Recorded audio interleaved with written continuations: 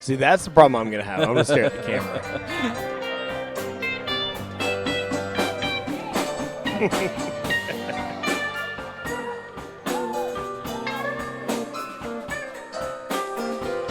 I didn't get a cold beer. I can go get you one. I can do that right now. I mean, someone's got to at some point. I mean, just reload me while you're at it. Shit. I already went and did our typical Santis. I went ahead and did that before we recorded. Well, yeah, it's probably good. I would have loved to join you, but I was literally just like running through my house. I was trying to like get school done, and I got me a little workout in, and then took a shower so I didn't smell like I got a workout in before I showed up here. There it is. Yeah, see, the people like it when you wash your ass. That was easy. Yeah. All right. Well, barely live. A little bit different feel and sound to it. Beers all around. Yeah. You're actually seeing us. Yeah. Which is whether you want to or not. We got the windows open. It's a beautiful day. You might hear a little background noise, but we don't care because it feels great outside. A little cold front last night, a little rain. Yeah, that was nice. Yeah.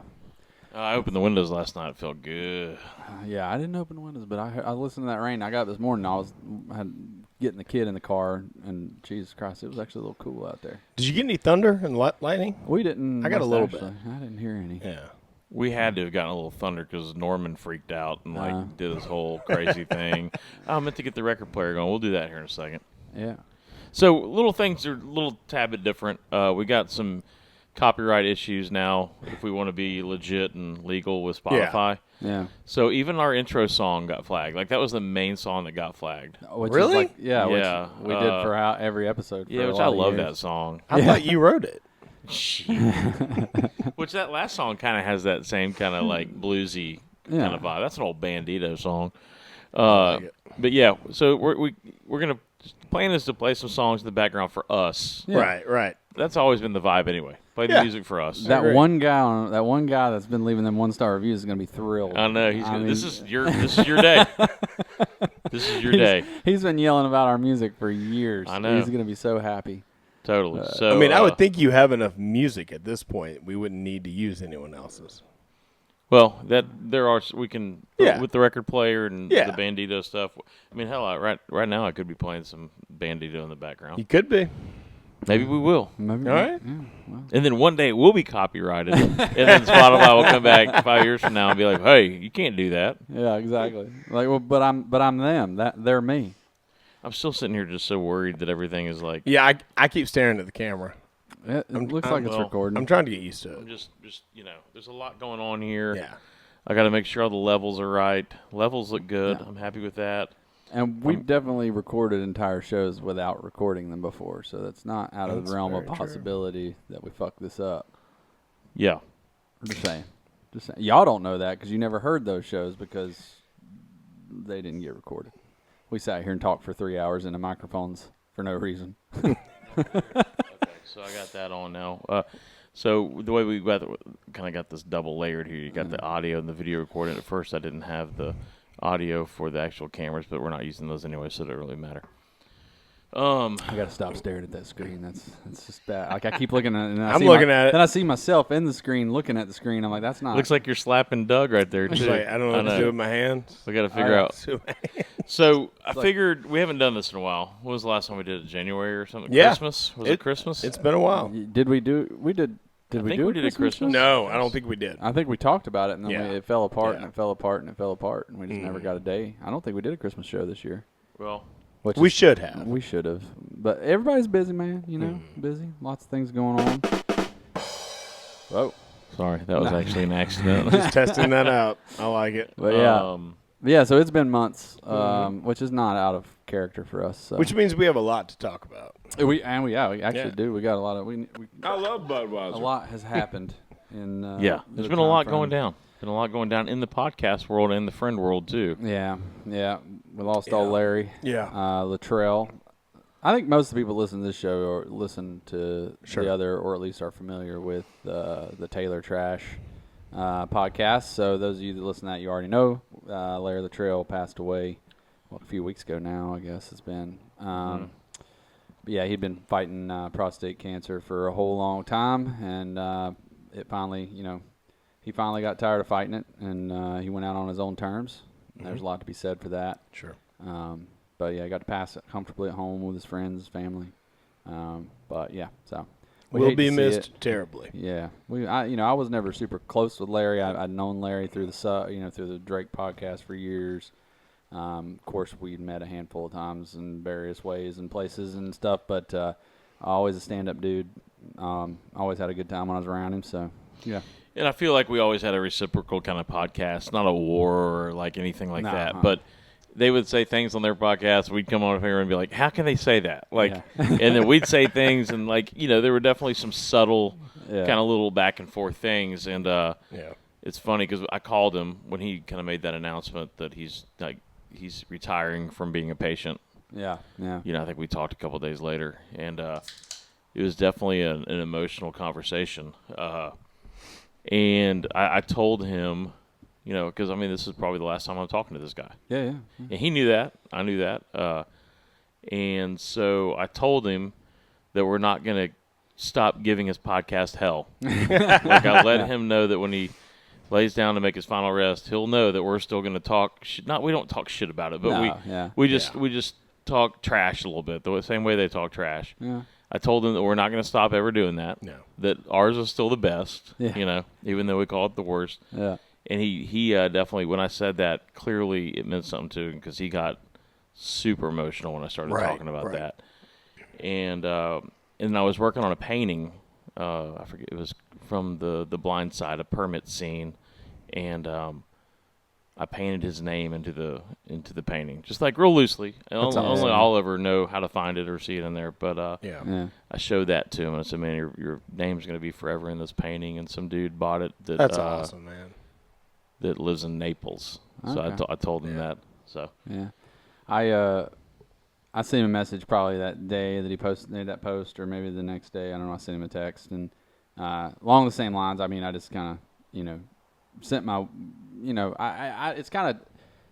It's tricky because in my line of work, I've been a part of hundreds of conversations with families making that decision to go comfort. We call it comfort care or hospice care, whatever you want to call it, but where you make the decision to stop treating and just focus on quality of the remaining time you have, and that usually just involves keeping pain medication on board, that kind of thing. But it's a whole different mindset, and it's a big thing. It's a big jump, especially people who've been fighting something like Larry had for a lot of years, to switch gears from fighting to, all right, cool, I'm just going to be comfortable and I'm just going to be with my family. Yeah. He's lucky in that, and his family, is that he got to make that decision himself versus, a lot of families get put in a position where someone's so sick and so out of it they can't make calls for themselves, and then you're forced as a husband, wife, mom, dad, whatever, to have to make that decision for them. And a lot of people have a hard time with that psychologically.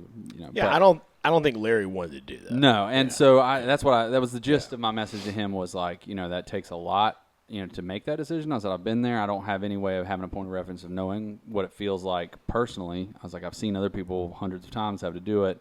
Basically I said, good on you for keeping that from being a burden on your family to have to make that decision later. Yeah. I was like, that's big balls move right there. Like that's, but in the process of that, of course, too, we talked about some other things, but I said similar thing to you. I was like, don't worry, I said something along the lines like, I'll make sure everybody remembers who's the second best podcast in the world. And so yeah, he gave a little chuckle at that, but yeah. Like I said, I respect and thoughts and everything with Larry's family, and we'll always remember him, and he's got, just like this stuff lives forever on the internet, or at least till Spotify dies.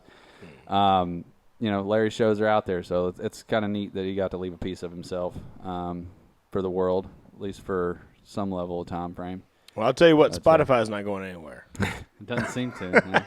It's wild. With all the craziness in the stock market, I actually watched Spotify a little bit. It's one of the best ones you can buy. Really? Yes. When people are depressed, they want to listen to music, baby. Well, that's true. Yeah. That is incredible. true.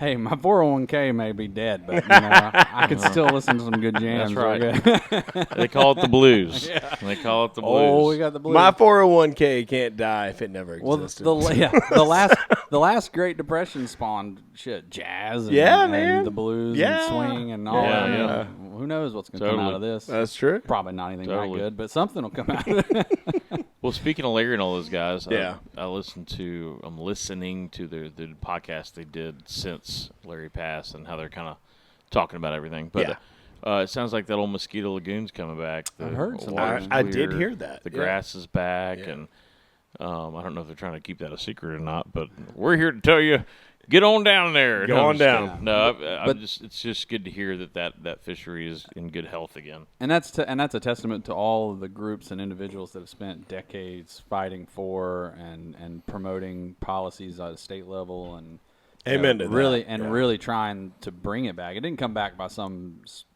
luck. A lot of dudes have spent their whole lives For sure. trying to make sure that happens. Yeah. So, that's been like a 10-year deal, I think. At least. At least. So good on them. Mm-hmm. Good on them. Keep up the good work, because if you take your foot off the gas, it won't hold. Never does. So I want to read a little, I guess you could call it a passage. One of my journal entries from when I went down there. I think we were doing kind of a flood tide project. We went down to Mosquito Lagoon, sat in with them on their podcast. Were either of y'all there? No, it might have been you and I think it was you and was it Will? Will, I think that was back in the Will days. I think y'all went down. Okay. Well, we recorded, then we went out and fished the next day, and let's see, July 17th of 2017. Wow. It was with Will, Lawson, Larry, Gary, and Avery, Cambo, Carl, and Shannon. So I'm just going to read both of these. The first one is me just recalling the trip, and the second one Larry actually wrote when we caught this big-ass trout, the biggest trout I've ever caught.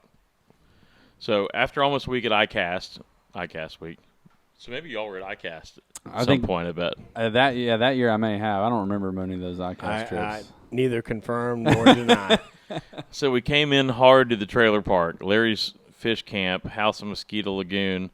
We did a little Barely Live recording last night, and the boys sitting with us and Will and Lawson and I. Good time. And my writing's terrible, so it'll take me a little bit to read. It's good. Good time, and Will got pretty something and creative. Today we got up and took our time to get on the water. It was Larry and I got the bow first. Saw a nice school of snook and trout that got us excited right off the bat. Saw a bunch of reds that didn't take a liking to the fly or my cast. Finally, we had a fish snaking through the grass. It would tail tilt. What's so cool about writing these things is I instantly remember like this. Yeah. I would not remember this detail if I had never written this stuff down. You're there. I remember this fish just act like he was never spooked to the fly, but he just also didn't care one way or another. Mm. It would tail, tilt, move, swim as I casted to it. Finally, I put a good cast in front of him, and he sipped it, and we had one in the boat. Okay, I didn't think we'd caught a redfish that day. Had lunch at JB's and a few beers. It was hot as hell, and made it out for a couple more hours. We went into this little cut and found a big-ass trout that ate on the first cast. It was the biggest trout I've ever caught on the fly or any type of tackle. Larry and I had a fun time and told some good stories. We ended the day on the dock at sunset with the whole group. Good day to catch my first Mosquito Lagoon redfish and trout. And I wrote, drew a drumstick on there because we had Publix chicken. The only boat snack that you should ever pack, by the way, Publix fried chicken. Solid it's one. so my good. God. And you go get it the night before, put it in your fridge so it's like pre-cold. Yes. And then it just stays alive in the cooler all day. I would say probably 10 years we did a whole segment on boat snacks. We should revisit that and see how different we are now that we're 10 years older and how more refined our boat snacks have gotten. Yeah. All right, so this is the next day, or that afternoon, I think, on the dock. I made Larry write in the journal a little thing. So this is from Larry on July 15th, 2017. An amazing day that started off with great fellowship, sharing a hearty breakfast made by my beloved wife, Shannon. Today being our 19th wedding anniversary. Paul and I made this short trek to the Sunoco, the meth lab, for provisions and launched at the neighborhood ramp. After buzzing Wild's Drake, we found an empty flat to fish. Pulling in, we were greeted by amorous manatees. What? Amorous manatees. Yeah. Getting it. So Manatee a lot of love. No, manatees. amorous means they were fucking. Manatee love. Oh, okay. Yeah. Okay. They were, that's love. Yeah, they were fucking. Paul had a few shots at a redfish that didn't work out until we found a happy tailing, snaking dude up in the shallow in the grass. Success. Paul scored his first Mosquito Lagoon, redfish, more manatees, and some frosty beers, then off to JB's for lunch with the boys. PM session on the rattlesnake cut led to Paul feeding a fly to a 5 to 6 pound trout. Man. Amazing. That's a A stud. great day with Paul, Larry Luttrell. Yeah, man. So there we go. That trout was that big? It was big, dude.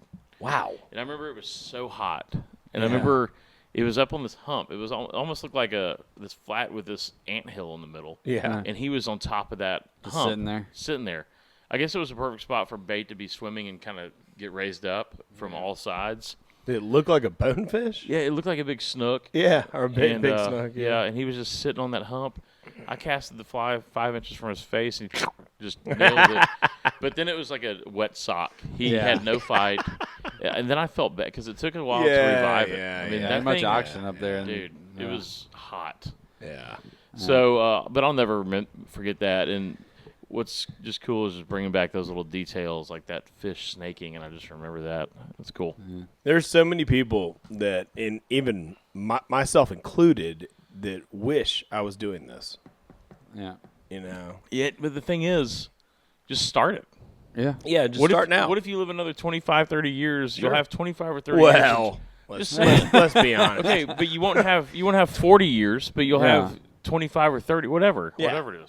Yeah. I started it at one point, but mainly I did it around like when I would go on trips, and I started writing on stuff. But like I've never been good about it here, you know. And it is funny because like you forget so much, you know. Yeah. And then when you get around people that you did, because I remember certain things about certain trips, and I remember but there's stuff that I did that I don't ever remember until I'm around somebody that was there, and they're like, "Hey, Mike, remember that time?" XYZ, and I'm like, holy shit, I forgot I was even there or participated in that. But yeah, I do now that you bring it up. So you're right. Yeah, that would be badass. And all I have to do is actually start. I get it, but I'm terrible. I start things and I forget The hard about thing them. is to start, though. Yeah. The hard yeah. thing is to start it. I need to start that. Yeah, just keep like a captain's log essentially. Yeah. I'm going to try to find a little. I've never been a running good journaler. See, it's song, funny. yeah. I think the hard part is being disciplined and continuing to do it, Yeah. to keep adding to it. You know, you can start Yeah, things. I'm and starting to get a kinda little fade. lazy on that. Yeah. Well, it's just you get off the water, and y'all, all of us do. Right. On a boat, like you get off the water, you got to wash the boat, you got to scrub everything, you got to tired. rinse your tackle, you got to put Yeah. everything away.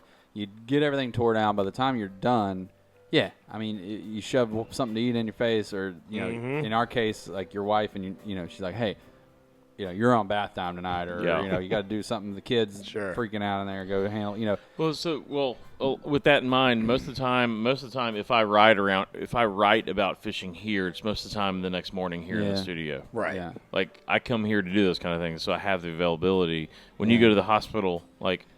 and when you go, you're probably not sitting around being able to write in a journal. I mean, No. maybe you possibly could. Yeah, Sure. but I have time in the morning that I intentionally get up. But that's when you gotta earlier do than- it. Yeah, I get up intentionally earlier than I have to before work, so that I have 20, 30 minutes to sit down with a cup of coffee and just not do anything for Yeah. 30. Because as soon as I walk in the hospital, shit is expected of me. So Yeah, I got to get my head on before I. it go works in there. better for what I do. Yeah. for the most part. But most of the time, I'm doing it when I travel. Most of the time, most of these things are when I go to the Keys or Mexico, and Yeah. I get back to the lodge, and they greet you with a margarita. That's usually when I'm going in to grab the journal and writing my thing as people are coming in. Yeah.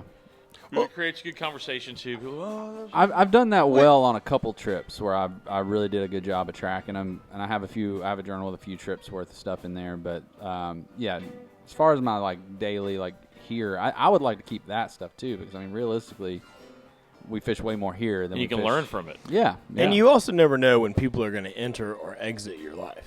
no, And yeah. so those moments reaffirm, why Yeah. you're you're memorializing that. Oh yeah, absolutely. Keeping track of it. It's so cool because I woke up this morning knowing that I had written about A Day with Larry, but I totally forgot he wrote something. Yeah. So that was a total bonus. Hell yeah. I mean, that was a great surprise.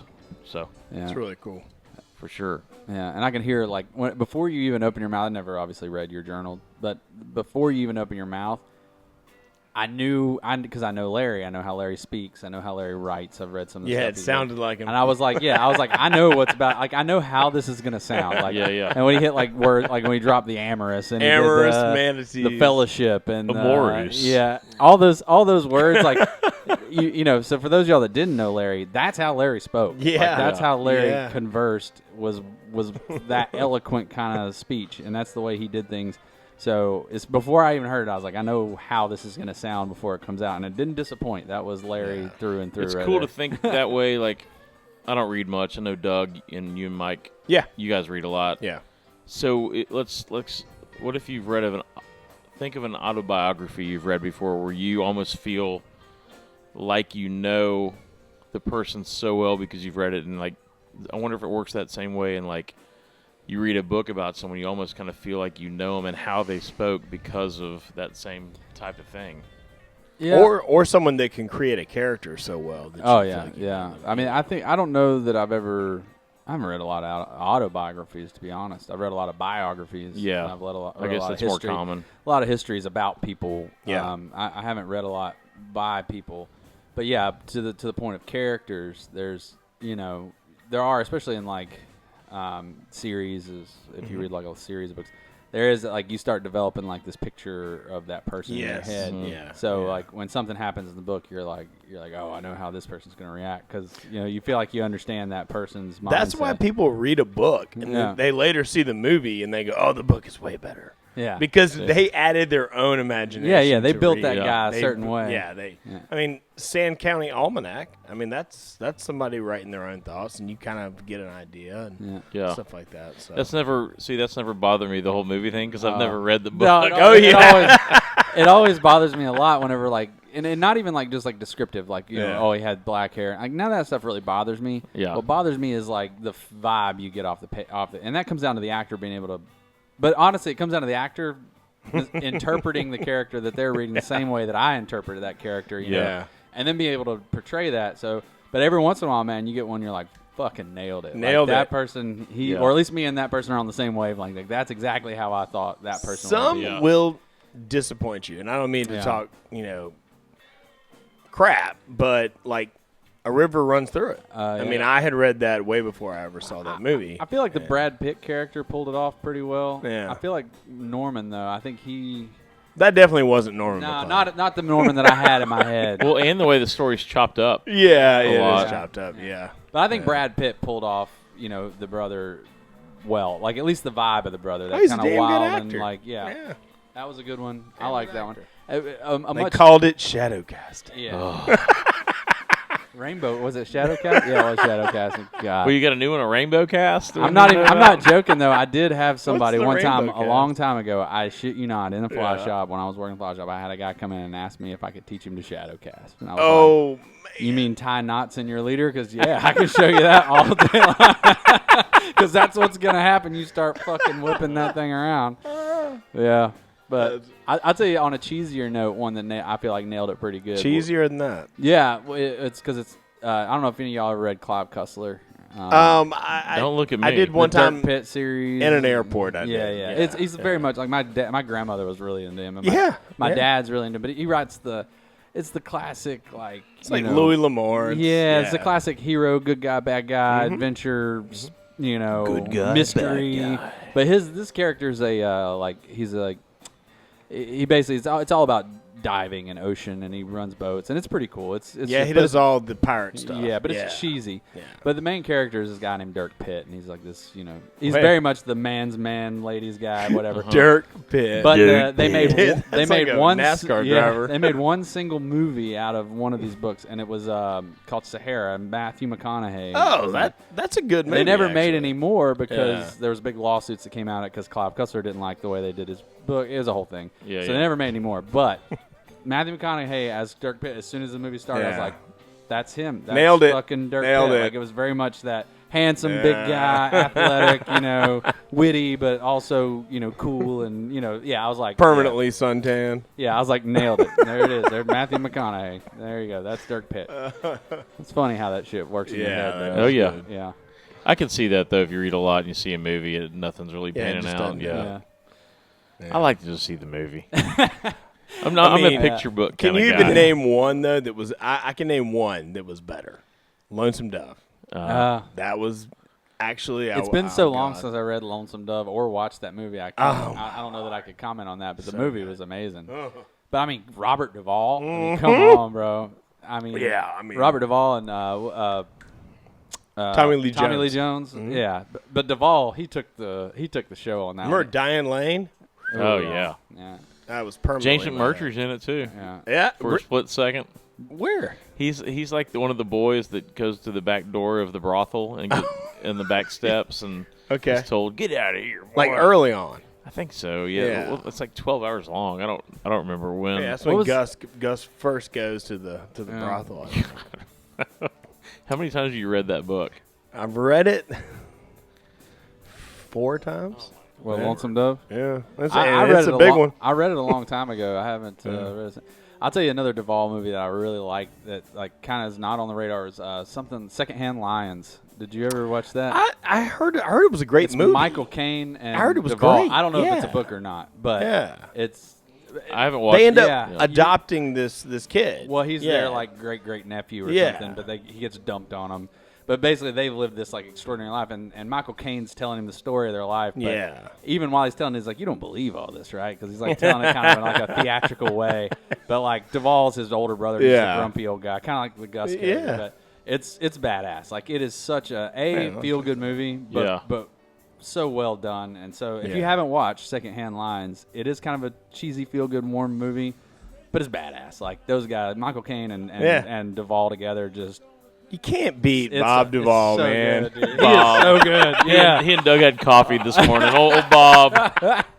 I do love Duvall, man, and he kind of plays like the same character all the time. He's the best. But it doesn't matter because he does it so well. He's the only reason I liked Days of Thunder. Oh my God, yeah. Days of Thunder was pretty much him. Yeah, I'll give you 10 laps your way. You break it, you buy it. And he goes, and then we're going to change the tires, and you're going to do 10 laps my way, and we'll see who wins. Okay.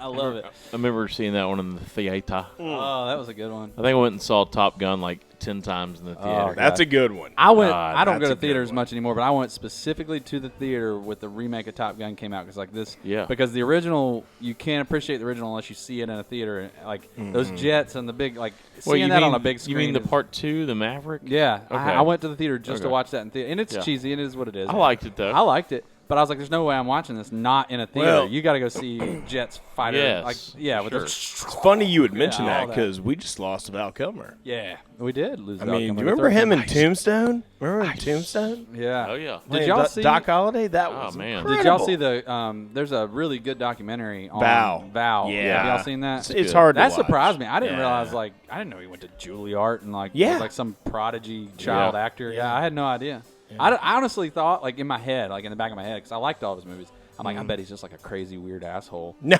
And turns out he was like a really chill, normal-ish guy who just, I was like, because he disappeared. I'm like, he must have done something weird. I'm sure he was pretty eccentric if you knew him. I'm sure he was. Yeah. They all are. They're artists. But like Paul. Yeah, you're not. Yeah, you don't. Yeah. So eccentric. But at the same time, man, God, dude, for me, I mean, he did so many great movies, but. Yeah.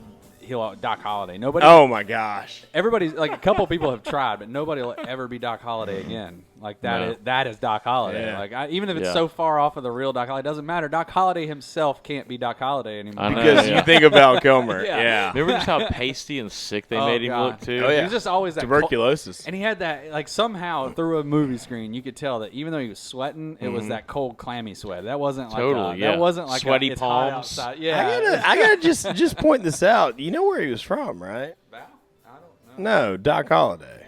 Georgia. Yeah, just had to point that out. Yeah, the real Doc Holliday was from Georgia. Y'all know him. Went out west because of his tuberculosis. Yeah, did the dry hair. That's really? He was a dentist. He was a dentist in Georgia. I don't know where at in Georgia. Do you probably know? Actually, I would guess Macon or something. Yeah, maybe. I don't know what was around in the late 1800s. Somebody call in and tell us. Yeah, That's right. But yeah, he moved out west when he got tuberculosis, which a lot of people did because the dry air was better for their lungs, supposedly. Okay, I remember seeing that in movies and stuff or documentaries. You're a lunger. Yeah, but isn't it also good to be on the coast too for certain things? The salt air. You know what's good for tuberculosis? Antibiotics. They didn't have that. That's dry air. Just you just die in dry climate. It's not really going to help you. It does dry air for that for people with lung diseases, like having dehumidified air does help a little bit with the breathing. You don't want a whole lot, but tuberculosis there's no fixing that unless you got the drugs. And this is the point now. Like, if you catch tuberculosis, people do there's a set regimen of drugs that you have to take for a certain amount of time at a certain schedule. You have to quarantine, don't you? Well, you don't have to quarantine necessarily, but you have to take these drugs.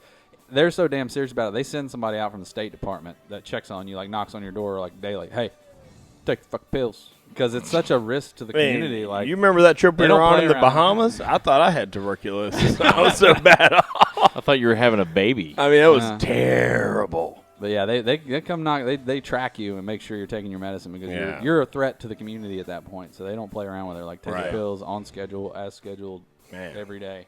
So hey, one thing I wanted to ask, kind of off subject, but I love the videos you're doing about talking about your art. Oh, it's fantastic! It's awesome. You're one of the 43 people that have watched. I love it. It's great, man. Yeah. It's fun to do. I mean, it just adds a new dimension to before I let it release it into the wild. Well, people but that's I can't see that doing anything but helping your art, and people like to see how the catch, how they say how the sausage is made. Yeah.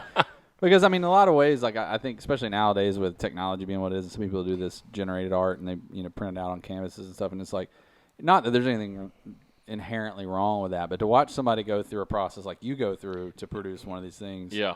I think that brings a whole new light of oh, shit, man. It's funny. Someone in the content production media world called me last week. I forget who it was. And I'm sitting there literally making a video of one of my paintings. They go, "What are you up to, man?" I go, "Making one of your stupid content things that you think has to happen these days in order to be something somewhere." Keeping up with the Joneses. I can't just paint. Yeah. I got to make a film about the painting. It's and it's fun to do, but it's just man, it's just one more thing. It's another fucking step. And I do enjoy there's an enjoyability quality to it as well. Yeah. But it's the editing, and I do it super 1980s looking. I'm not trying to pull any tricks here. Even Patrick Duke was I love the handy camcorder look. I was moving around. You walking up and adjusting the camera and stuff. Well, so when are you going to go one step further and go full Bob Ross on this thing? Oh, where I paint actually. Yeah. Let the people. We're gonna paint a couple little happy fish, little happy tails. Watching me paint would be so boring, honestly, because it's so many layers and that painting will I'll do one little thing to it and it'll have to sit out for a day before I can. Yeah. There's no way you could do it. Well, and I'll say too, I did. We still have the Barely Live page up, and I'm making 2 videos on there. But that's right. I did, and I will put this one on there, I guess. Yeah. I'm assuming.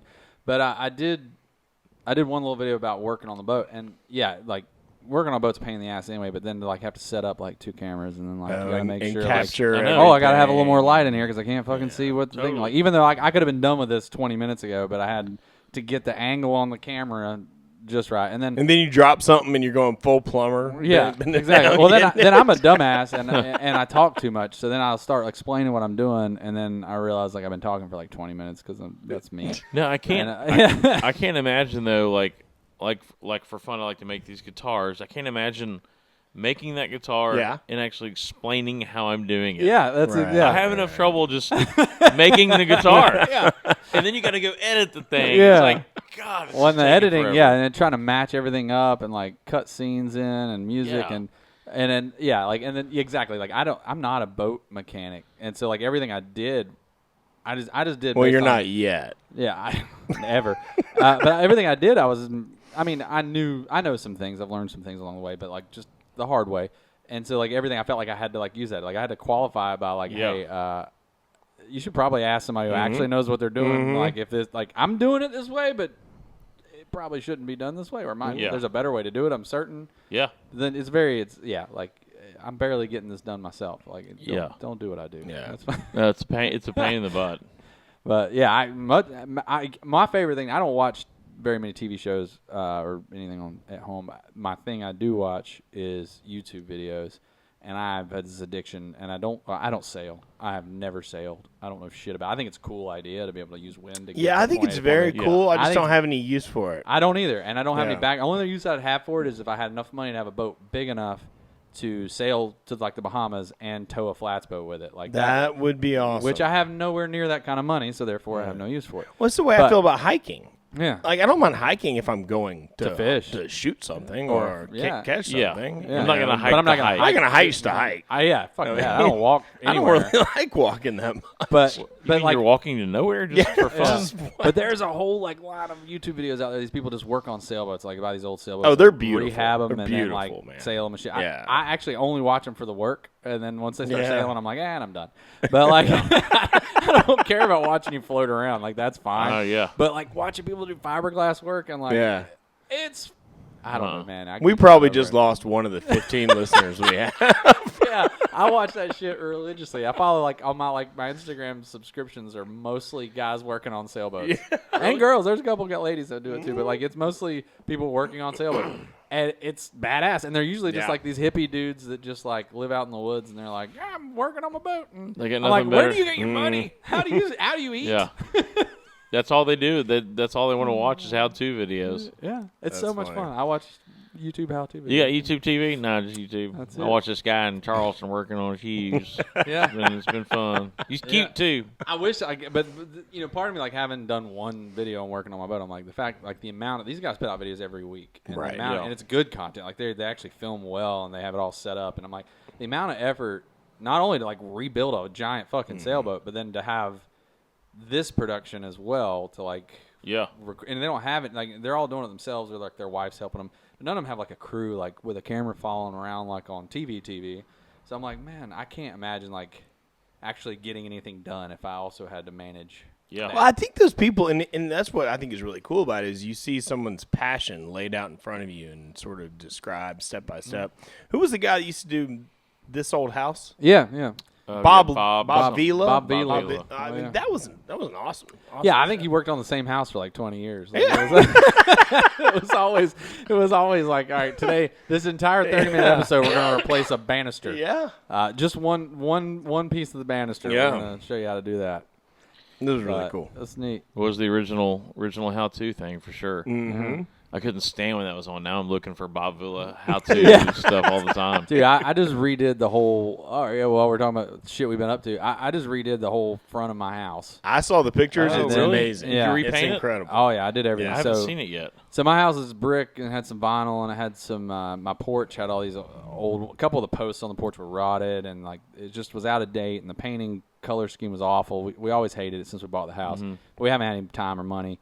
Still didn't have any money, but I had enough to do it if I did the labor myself. So we saved up, did all the things. So I ripped all the siding off, tore my front door out, put brand new front doors in, went from like a single door to double mahogany doors. And then you went hometown on this thing. Yeah, then I went and did hardy board siding, board and batten, did all that myself.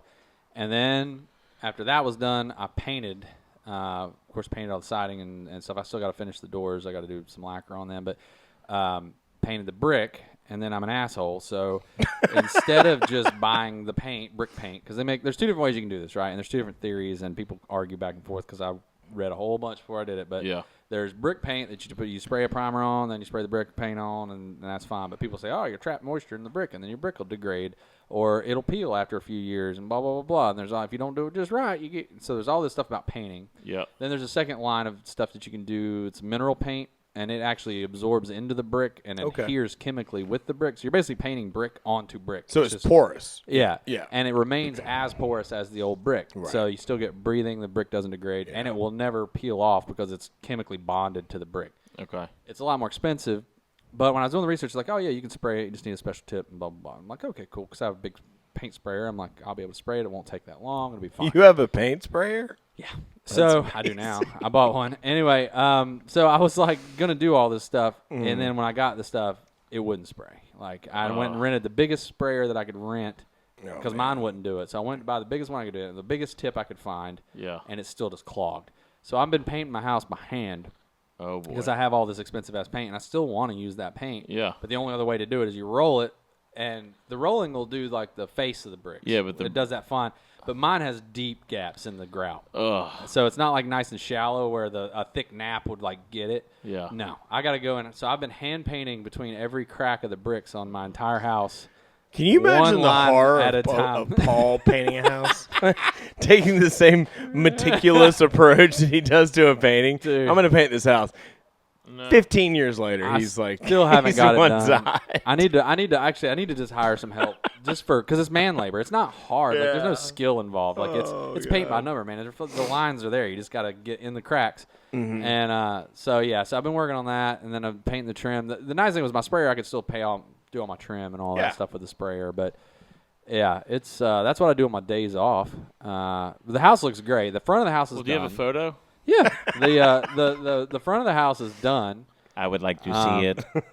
But it does look really good. The back of the house is still not completed. And I have one whole side, like gable-ended side of my house that's just still not. I hired someone to hang a swing on the front porch. There's what my house looks like now, Paul. That's totally different. That's great. Yeah, it looks awesome. I That looks amazing. Yeah. You better show the camera. Oh, I can't. I don't know. They don't know what my house looked gonna like. work. They don't know what my house looked like before, anyway. So Yeah, that looks awesome, dude. yeah, it does. It looks well, and I'm really What's crazy is you probably just added $50,000 of like value to your house. Yeah, it probably did. Yeah, it looks good. Yeah. It's just been so fucking time consuming. I think I gave myself tennis elbow. Like now, every time I move my elbow, it just snags and like pops and hurts. And it's from doing this number between cracks. Well But your done. side cast is going to be like your little dude. little leans and little mins. I'm you gonna put on it. Reach cast. What Yeah, I actually reaches. I got to do some practice casting, but I'm worried that like I don't know, like if a 12 weight or like You're going to find out because where are you going soon? Or in like a I'll week? be in the Keys in 3 weeks. Yeah, You'll be in the Keys in 3 weeks. 3.5 weeks. Yeah, we leave on the 4th, May 4th, so whatever that 3.5 weeks. Where are you guys fishing out of? We got the same house we got last year, so we're Nice. on Lower Matacumby. Okay. And we'll be fishing front side and then Backside, back too? side. I got Yeah. a couple spots in the back that I found last year that I want I to bet fish you're harder. the only one that knows them.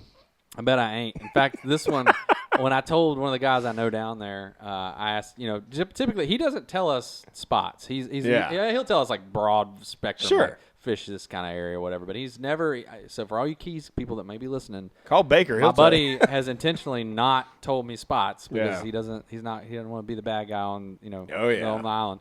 So, but anyway, I found this one little area. I've been eyeballing it from space, and I've been like, so I went in there and looked around, and there was a couple boats in there, and I got out because I didn't know. I knew it's a basin, and I knew the basin how it was laid out, but I saw kind of where the boats were. And I was like, I don't know how these fish use it. I don't want to get in here and fuck somebody's thing up. And there was like 2 or 3 boats in there fishing, so I ducked my way out. So I asked him about it. I was like, hey, what do you know about blah, blah, blah? And he was like, don't go in there. I'm like, well, I already went in there. So, like, how do I fish it? He's like, no. He goes, there's a couple guys in there that fish it. He goes, you don't want to go in there. You better And I'm hope Captain Brock Horner isn't in there. The best Did you hear about that guy? Best motherfucking No, fly best motherfucking fishing guy in the world. So anyway, he eventually did kind of say, he's like, look, it's a basin. Here's how the fish move around like this. There's really, it's like a 3-boat spot. You fish in these guys, And he was like, it's just Don't go in the there. guys are very territorial that fish it. No way. And he's like, to the In point the where Keys? to the point where there's an entrance to it that was when I went in, there were still some markers and like Yeah. if you ever fish down in the back country, the markers are a stick with a little arrow on it that tells you which side of the stick to be on. Yeah. There were 2 of those that marked the entrance to this thing. I was like, oh, well, mark channel right there. So that's how I got in. But he was like, yeah, he goes, it took the Forest Service like years to get those in because every time they put them in, these guys were ripping them out. Right. Like, Well, my I lord. tell you tearing them what. out so people couldn't figure out how to If get in anyone there. gets mad at you, just go, Nicky Mill told me to come. Yeah, exactly. I heard it on the Millhouse. But yeah, so I've been eyeballing it. I've been looking at it harder this year, and I'm intentionally going in there. So if I don't come back from the Keys, it's because some dude shot me. And We'll know where your body's Yeah. buried approximately. yeah, well, Yeah. somebody will. Yeah. They'll find my boat washed up on a bank somewhere. But but no, it's just one of those things. Where I don't think it'll be like that. I think I know enough, like from my inferences from what I've learned I think I know enough to, at the very least, be out of the way when I'm fishing. You know what I'm saying? Not to be in somebody's spot, quote unquote, because it's a basin, you know, and it's a big basin. There's plenty of room in there. I may catch some dirty looks. You'll find some fish, though. What about you, Paul? You got any tarpon trips lined up? In May, I've got a couple buddies from home that are. It's a friend of mine that invited me to his place in the Keys, north of Key West, or I guess east of Key West. And so a friend of mine, Kyle, that's come to trout or redfish with me here a couple times. Has never been tarpon fishing, so he's going. Kyle, I know. You've met him a couple times. Kyle Hogue is from Dallas. Okay, yeah. And so buddy Jeff Bowling and some other guys were going there. But what's funny is I don't know where I went airhead on this, but I asked Kenny Atkinson if he could, like 3 months ago, take us. And he's like, my dates are locked on those days. Yeah. Well, I just realized a week ago that I never figured it out who's going to be our guide. So you don't have a guide yet? Right. So now, boy. I know a guy who's. You guys gonna rent open? Why don't you rent a pontoon boat? So I've got one day with the guide, but I might actually. Jeff has an extra boat. I might just go in the backcountry and man, mess around. I know Keith would want to go with me one day. Kyle would probably want to go. I'm not worried about it, but Mike's got a basin you can fun. fish. Yeah, I know a spot. I'll point it out on the map. I'll show you where to be. I think it's down around Sugarloaf somewhere or something like that. Yeah, I like that area. It's man, we've spent a lot of years down there fishing, and I have a lot of spots now that like I know where but like I've never got to fish with a guide in that area. I wish I will one day, and I wish I could have, but I just to be able to cruise around, like as long as you have a boat in the Keys, I don't give two fucks. I'll run across something eventually. Just go in there with two anchors and a turtle box. Yeah, maybe a subwoofer. Yeah. No, I'm looking either way. Either way, it'll be fun. I'm not worried. No, about it's gonna be awesome. Yeah. And I'm also hanging out with these guys I haven't seen in a long time, and it'll be funny to watch Keith with them. That'll be fun. Whatever. Yeah. You guys want to take a little break? Yeah, we should. We've been on this. We've been on this. So I'm going to play a song that you guys haven't heard. Okay. And then I'm going to play one of our famous YouTube commercials. Then I'm going to clap. So It's Okay. going to be weird. So just deal with it. But the clap was going to be edited out. You're not going to hear that on the at the end. Just know that there was a clap. There was a clap. Just pressing one button and pause. But anyway, here's a little song, a little ditty I came up with. All right.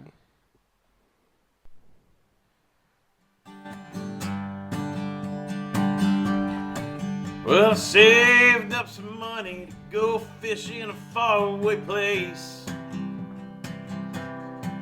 where the water's sitting pretty hell. It reminds me of you.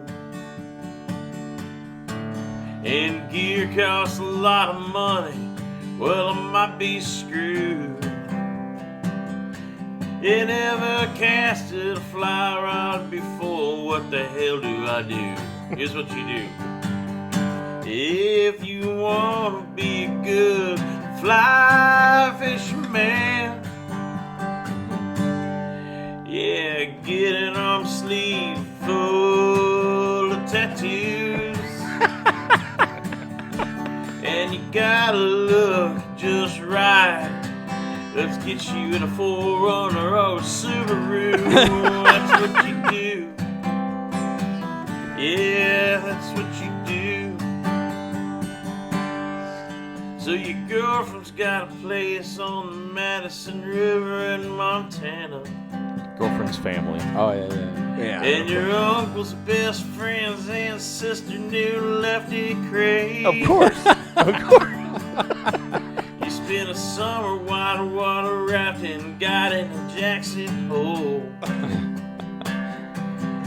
You just got your first trout on the dry fly, now we want to be a sales rep too. Well, if you want to be a good fly fisherman, get an arm sleeve full of big tattoos. And you gotta look just right. Let's get you in a 4Runner or a Subaru. It's really That's catchy. what you do. That's right. I like It's really it. catchy. It has got a little hit That's to it. what you gotta do if you wanna be a fly fisherman. That's what you do. That's what you gotta do. I know a few guys like that. I like it. Nice Yeah. screw. I get a sleeve tattoo. That's Oh, step now one. My commercials are gone. Oh well, we'll come back into with them. How about a clap? Actually, you know what? We're going to get this kind of clap. Your sound. Oh, yeah. Get the Oh, sound. he's got it. Where's Yeah. my applause? You talking about our Man, you audience? done lost. Do it. Shut up. You got all kinds of stuff. You got a nice little sound there we go. Daiwa introduces the most advanced bait casting reel ever to surface. Graphite Magforce with AutoCast. The lightweight reel that helped Larry Nixon win the Bassmasters Classic. With Daiwa's new AutoCast control that lets you cast one-handed and cover the water faster. Plus a 5.36 to 1 retrieve that's the fastest in fishing. Get Daiwa's new Magforce with AutoCast. Get a jump on the fish. I've been fishing with Daiwa Magforce reels for a while now, and this new Magforce with AutoCast makes casting faster and smoother than ever. And if you buy a Magforce reel now, you get this Apollo 1860 graphite rod free. That's a $20 value. Look for this display at your nearest Daiwa dealer. It'll tell you how to get your free ride and how you can also win a 3-day fishing trip with me. A free graphite ride when you buy a Magforce reel. What more could a fisherman ask for?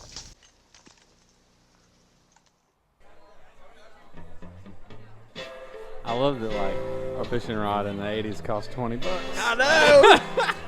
You can't buy an ugly stick for $20 now. Bill Dance was literally selling. He's like, $20. That's a value of $20. I'm like, This is a little Bandito playing. This is old Jacob Skelton saying this is one of his songs. Oh yeah, Play a little bit of it. I like it. Yeah, a little riffy. It's good.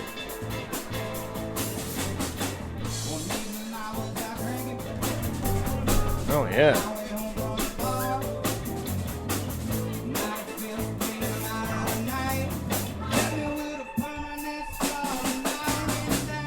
Oh yes.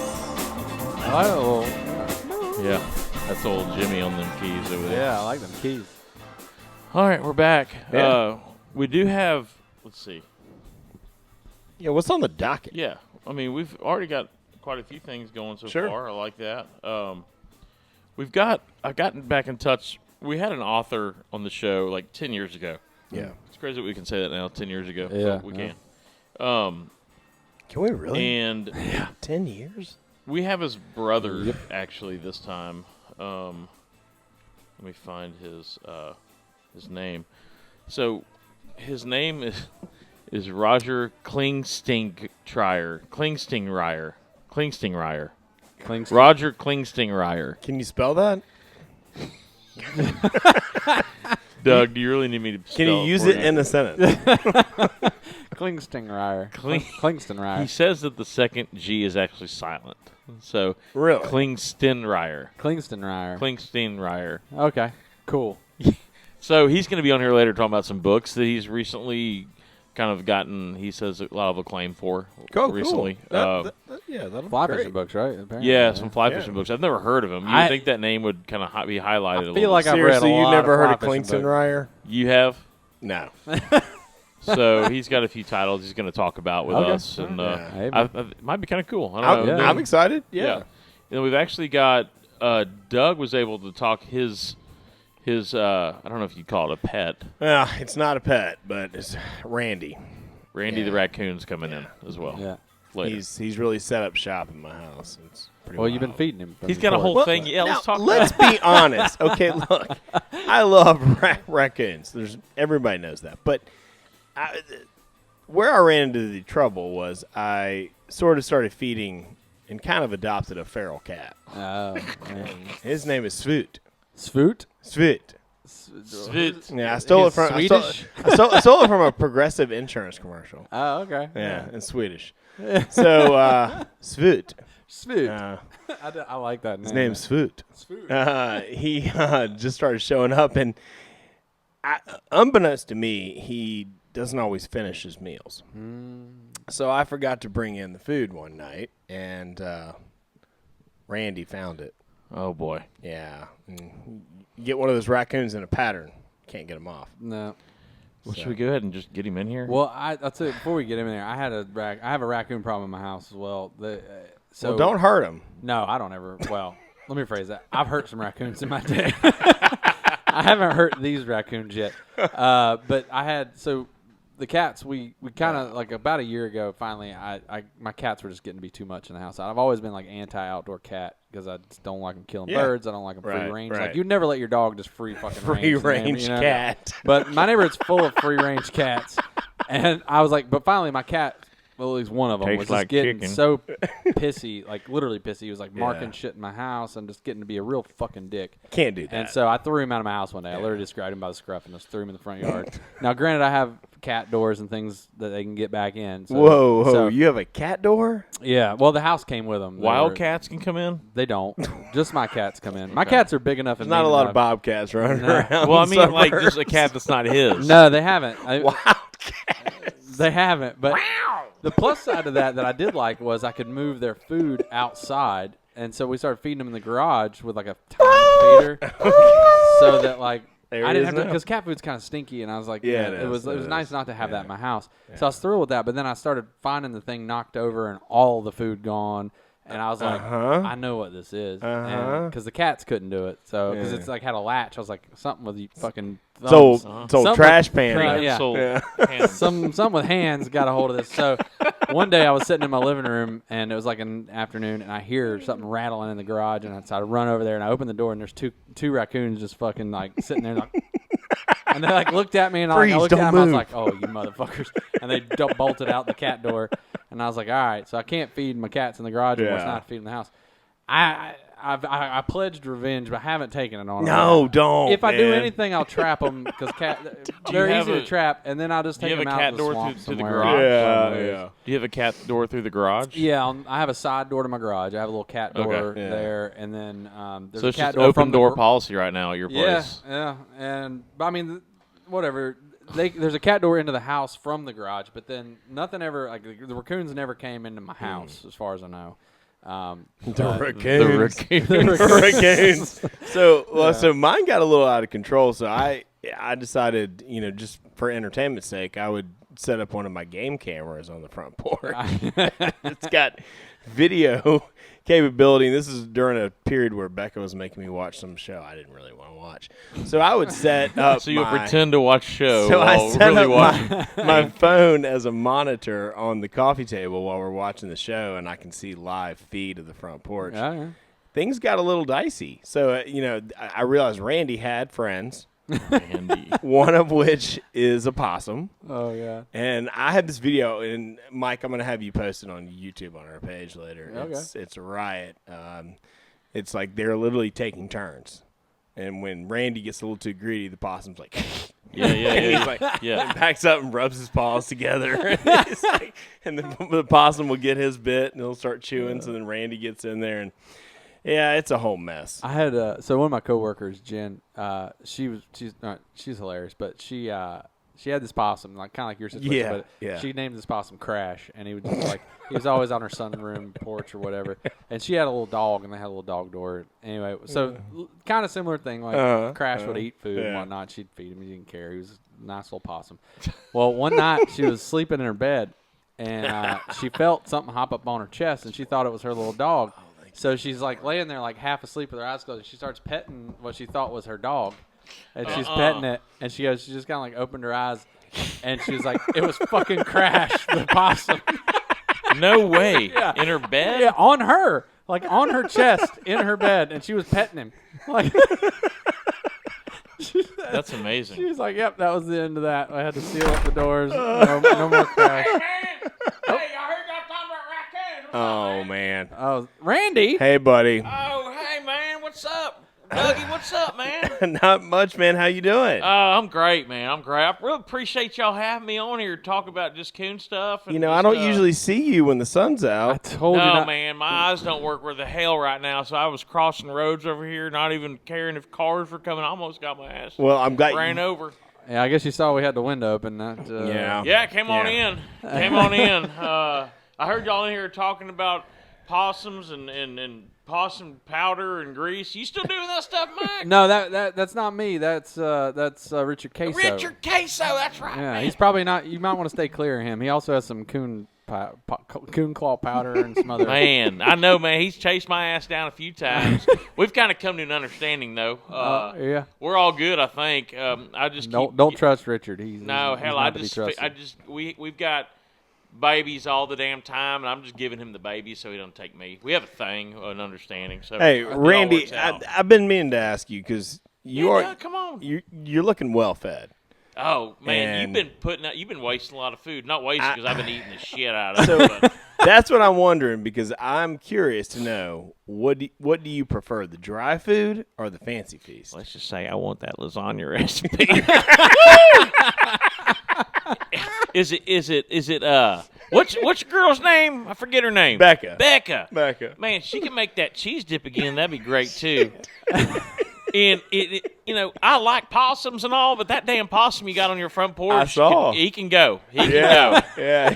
Man, he's over there hissy footing at me if I just eat too many mouthful, and I gotta wash my food before I eat it. I'm a washer. I wash food. Every raccoon does that. At least we go through the process of wanting to wash it, even if there's not applicable water around. We like to wash our food. We Now, get our hands all up in there. I noticed that last night you didn't mind the rain. You still showed up. No, I need to shower every now and then. But I just got back from vacation, took the family up to North Charleston. We went on a wild adventure up in North Charleston. A little different up there. I don't know if y'all have ever gone up there. It's about a 3-day trek. But took the family. It's just time to show the kids kind of what reality can be. And I just wanted to do that for them, and they appreciated it. The lady loved it. We had some good food. It was different. But we had some real good food, some fine dining, if you will, and just really got a lot of good culture in. And we're just glad to be back. It was a 17-day trip. That's quite an adventure. Yeah. Now, if I'm not mistaken, you followed me from when I was living on the river, Yeah. right near Lowndes Grove and Wagner Terrace, and I moved sort of interior Wagner Terrace. Which, Well, you know your kayaks, right? oh I yeah, just hopped on in those Yeah. things. The Okay. whole family can fit in those kayaks. So I moved you. Yeah, you moved. Okay, I didn't even realize you were in we there. could tell what was going on. We just hopped on those kayaks and just came on aboard, if you will. So I assume Didn't want to lose your meal ticket. I assume you've set up shop in that vacant house next door. Yeah, it's Okay, great in there. yeah. One day, a guy came out there just yelling, screaming with a knife, and like wrestling with the grass and all tarnation crazy shit. I'm and cops sorry, came I didn't and- know you saw that. I Well, we're didn't usually know. sleeping, but he woke us all up that time of day. But it was wild, man. Did you get any video of that guy? Nope. Man, how about the rats over there? Well, I've noticed that God. they're all gone now. Well, I ain't got nothing to do with those damn things. I don't do anything with rats. Well, you be really nice to that little black and white cat if you run into him. Oh, Svoot. Svoot? Shit. Yeah. Svoot and I go way back, man. I saw him be born. Spoot. Shit. He's a good guy. We're trying to teach him kind of the ways of the hood right now, and just what He's to young. do, what not He's to young. do. He's young. But Yeah. he's gotten rid of all the rats. So Oh, okay, that's what's going on. yeah, he got rid of all of them. Man, rats are nasty, aren't they? They're pretty bad. Yeah, they don't wash their hands. I give them No, that. they don't. They're not very clean critters. So I got a buddy. His name is Earl. He's a possum, and he's about to move here. I just don't know if your old rat ass possum buddy is going to care about that. But you just tell him Earl's coming. Okay, Well, Earl's coming. He likes cat food just as much as I do. I've consulted a couple of biologists, and they assure me the carrying capacity of my yard is plenty for another possum. Well, the word is out, Doug.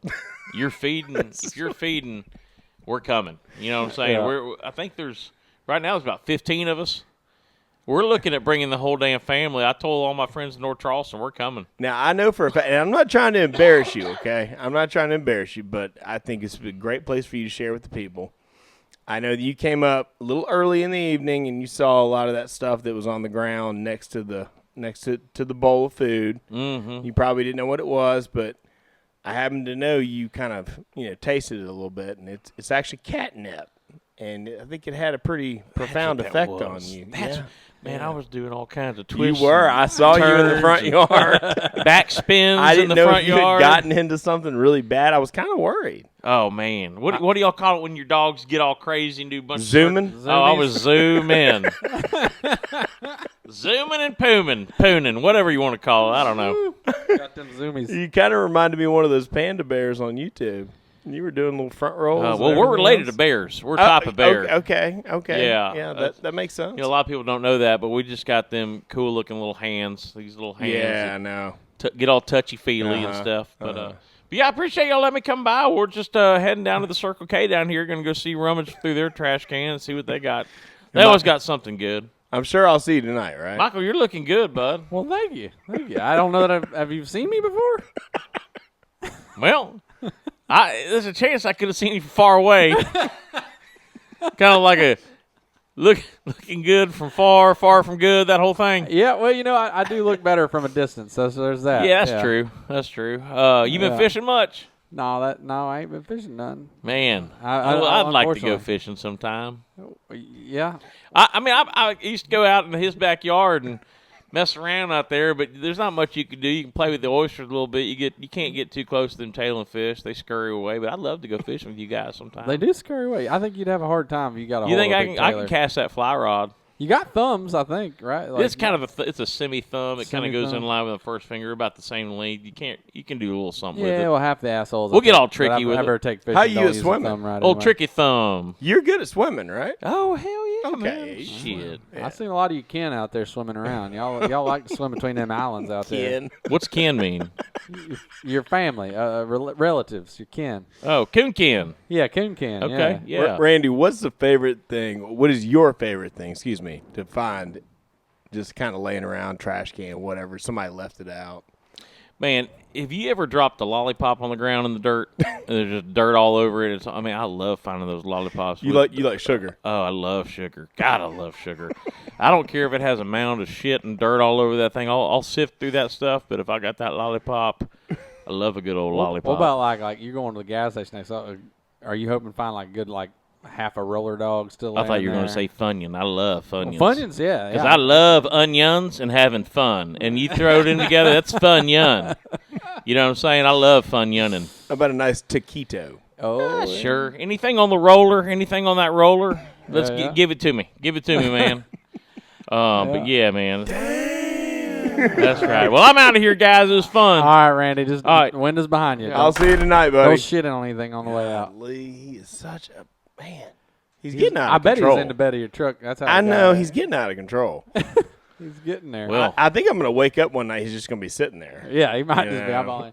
He came in here and just took the mic from me and everything. He's going to do what like the cats do now. Like I have one cat, and he's actually the nice cat, but he'll straight up just come into my bedroom at 5 in the morning and just start yelling at me because I ain't fed him yet. I'm like, listen, you little yeah, you're gonna have Randy knocking on your door like, hey, you forgot to put out some fucking food, Bo. Well, I mean, this cat's food. He has gotten to where if we haven't put food out at the right time, he gets up in the windowsill and stares at us through the window. Really? Funny how all of a sudden they get all hoity-toity. Yeah. Like from homeless to they have a schedule now. How about that fancy feast? Yeah. Oh, is that what you feed him?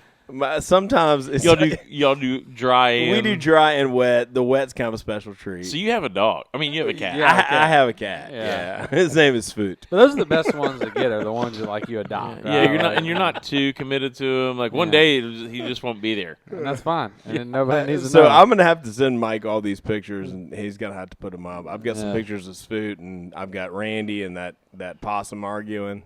It's and Randy. That's a video. It's wild. No, it's good. Yeah, it's good stuff. Yeah. Yeah. That's good in the wild stuff going on. Oh, yeah, it's nuts. Let me get a little background bed of some tunes here. Actually, just go play that record player. Put it on. Yeah. I'll put it on. Yeah. I'll go get a new beer anyway. I don't think I actually know how to I don't know. Do you execute still see the on red a- light on, or the red light turn a off? record player anymore. You got to lower that plastic tray thing, and then it's on the back left. There's a Plastic little tray switch. thing. Just turn it on. And then let her rip. Yeah, do the lower level thing. There's a little switch. Yeah. You were right. Yeah, there you go. You just put her on and push the play button. Mm-hmm. Oh, yeah. Michael turning on a record player. Just monkeys playing with footballs.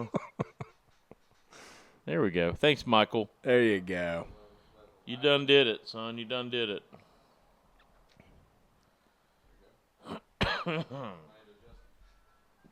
Yeah, we don't turn it up a little bit. Yeah.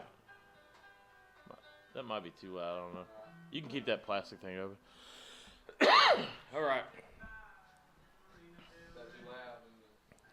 Maybe. Oh, man. Is that George Strait? Yeah. Don't tease me, Mike. Bring that record cover over here, Michael, right by the speaker. This was one of my mom's Oh, back in the straight.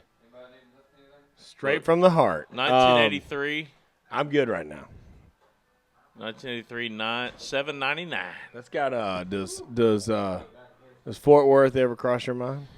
In Marina Del Rey. Marine. So a few notes I got. Old Andy Mill got inducted to the IGFA Hall of Fame. Well, it's about time. Sure, that was cool for Nikki and them Yeah, at the yeah. Millhouse podcast. That's awesome.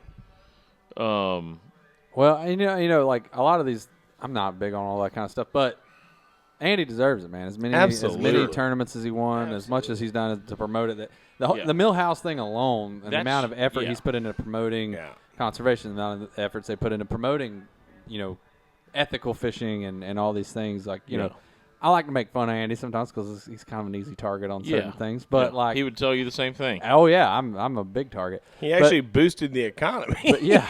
But I mean, he sold boats and fly rods and fly reels. I've always since I've been involved in fly fishing as an adult, I've been doing this as a little kid, but since I've been into it, I've always been watching Andy Mill on TV, and on, and when I got into saltwater stuff, you hear about it, like, oh, Andy won another Gold Cup or he won another, and that was a big deal. I'll probably never fish in one of those big three tournaments, but I still have a lot of respect for the guys that do.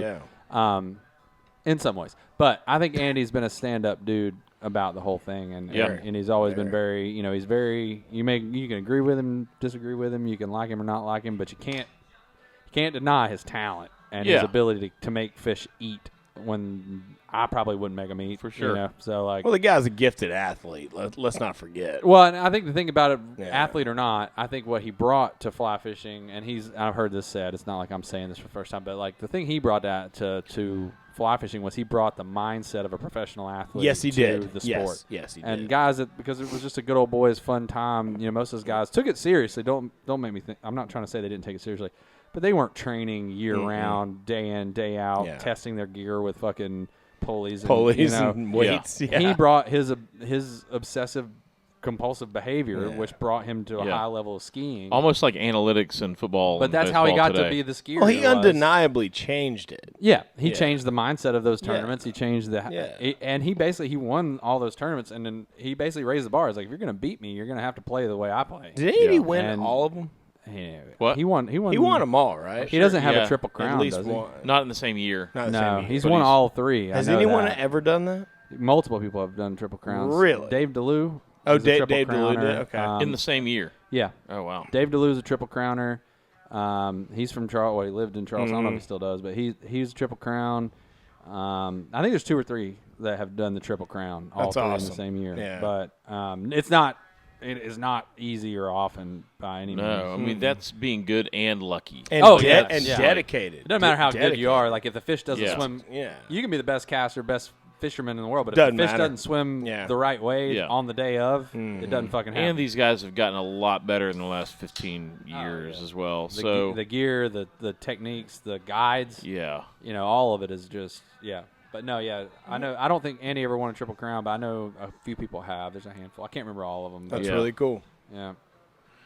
And just like you said, let alone the podcast that he and Nikki are doing, is pretty cool. That is an amazing podcast. What a contribution to our sport. I mean they're just like lining the, what do you say, the annals. What's that word? The annals. Well, we were just talking about journaling. Their podcast is essentially, it's very amorous. Yeah. It's essentially they're essentially journaling Yeah. for these guys that would you know, a lot of these guys that they've had on the show. And like now I think They are journaling.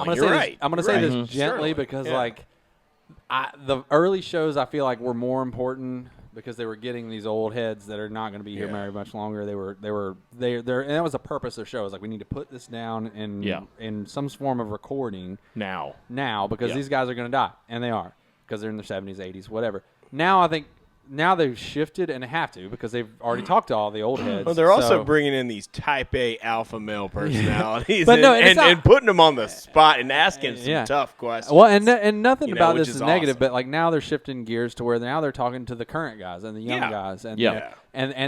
But like you said, having somebody like Andy there who is respected by all the young guys and has that reputation. The older guys. He can put them on the spot and ask them hard questions because he can back up his opinion with a whole lifetime's experience and everything else.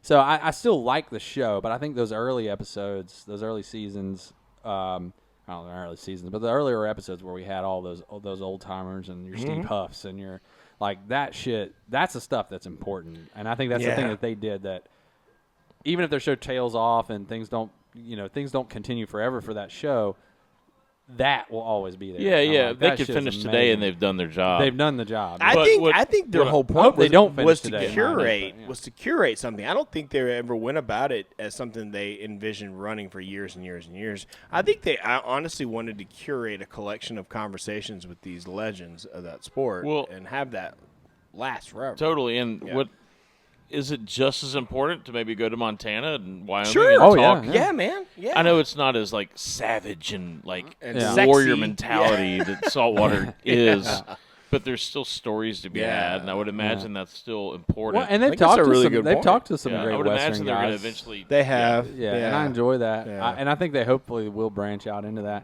And I don't know that saltwater's savage, but like I feel like it has a certain element, though. It has some savagery involved. I feel like saltwater still has that element of, it's so hard now, and it's getting harder and harder and harder the more we go. But it's hard. It's so hard to find that element of, I don't know how you say, like adventure, right? Yeah. Like, even like really what used to be really remote places, like going to Bolivia to catch Dorado.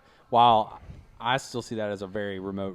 It doesn't feel as remote because so many people do it. You see it on Instagram every fucking Papa day. Old Guinea. Or Papa Old Guinea. All that.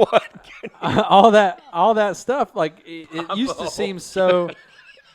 And it's a problem with like technology. It's like we all every time I know my algorithm, every time I open Instagram, at least daily I see somebody catch a Dorado in a creek in Bolivia or somewhere. It's always or I see a black bass in Papa Old Guinea, or I see or a girl in a bikini. But these things that used to be like these things that used to be like such fucking remote places. Yeah. But somehow the act of, even though it's not remote, the act of getting on a flats boat and going out into saltwater or going out on the ocean, or even if it's in the Florida Keys or the Everglades or somewhere that's really well fished and really well understood, right? There's still that element of the unknown, right? Like whereas like rivers, guys that fish the same river every day, like they know every ripple, they know every rock, they know, you got to steer to the left at this bank and that bank. While it's still cool and I still love all of that, it doesn't have that same element of like the fucking unknown. When you launch the ramp and you put her up on plane and start rolling, I don't know what the fuck's gonna happen. And you don't know you don't know what's out there. You don't know what's gonna come in. You're on the ocean, man. Any day something weird can happen. That's right. And so so I feel like, and often does. It does, yeah. And I feel like that was why I feel like that was so popular and had the vibe that it had was that element of adventure. And saltwater also carries those personalities with it because the guys that want that are usually a little alpha bro-ish, but there's definitely more of an element of somewhat interest with the salt guys for sure. Yeah, it's just you can only listen to guys talk about the difference between 5 and 6X so long. You think it's always going to be like that down there? It's always going to be like that? I think it will. I think it's self-perpetuating. Yeah. Because, I feel like the young guys are learning from the old guys. And honestly, too, the more crowded it gets and the more busy it gets and the harder it gets for those guys to find their own spot, find their own turf, the more defensive they're going to get over what they do have or what they do fish and what they do find. They're going to buckle down, double down, and it's. I'm not mad at them, but I'm not your boy. Don't come at me with that shit. I'm here fishing, man. It's interesting. I've you don't own any of it, so we're people who have said that they honestly believe some of the overfishing the pressure that's been applied to certain traditionally like legendary fisheries like Homosassa and places around the Keys.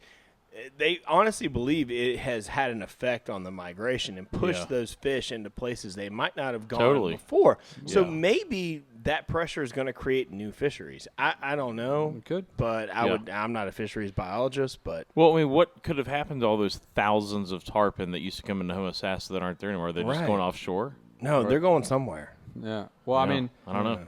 And like, was Apalachicola always great, or is it just recently? Yeah, that's the thing. It's like I don't know any of those answers, and they're tracking these fish and they're showing them offshore and they're showing all the things. I mean, there's still good numbers of tarpon. It's not like how far offshore do they go? Oh, they go hundreds of miles. Offshore. They do. Yeah. They congregate out there in big schools and things like that. So they're having like a sexual tornado. Yeah, I mean the BT. It's like so. For example, here like spawning. We get this tarpon here in the summer, right?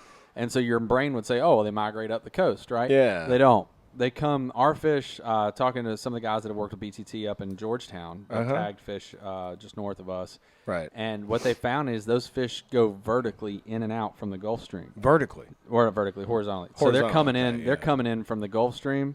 They do their thing here. They feed. They hang out for a couple months, and then they go right back out to the Gulf Stream. Really? They don't. I mean, now whether they come up and down the Gulf Stream from Florida, I don't know. Yeah. I don't have that answer, but I do know. Like we always assumed they were just sliding up the coast, just working their way up along the way they would. You would think they would. Right. But no, our fish actually come in from way out offshore, come straight in, turn around, go right back out. So like guys that have been tagging them and stuff have figured that out. What does that mean? I'm not a fucking fisheries biologist, like I said, but it is cool. It changes my perception of how these fish are migrating, very much so. Here's a question for you guys.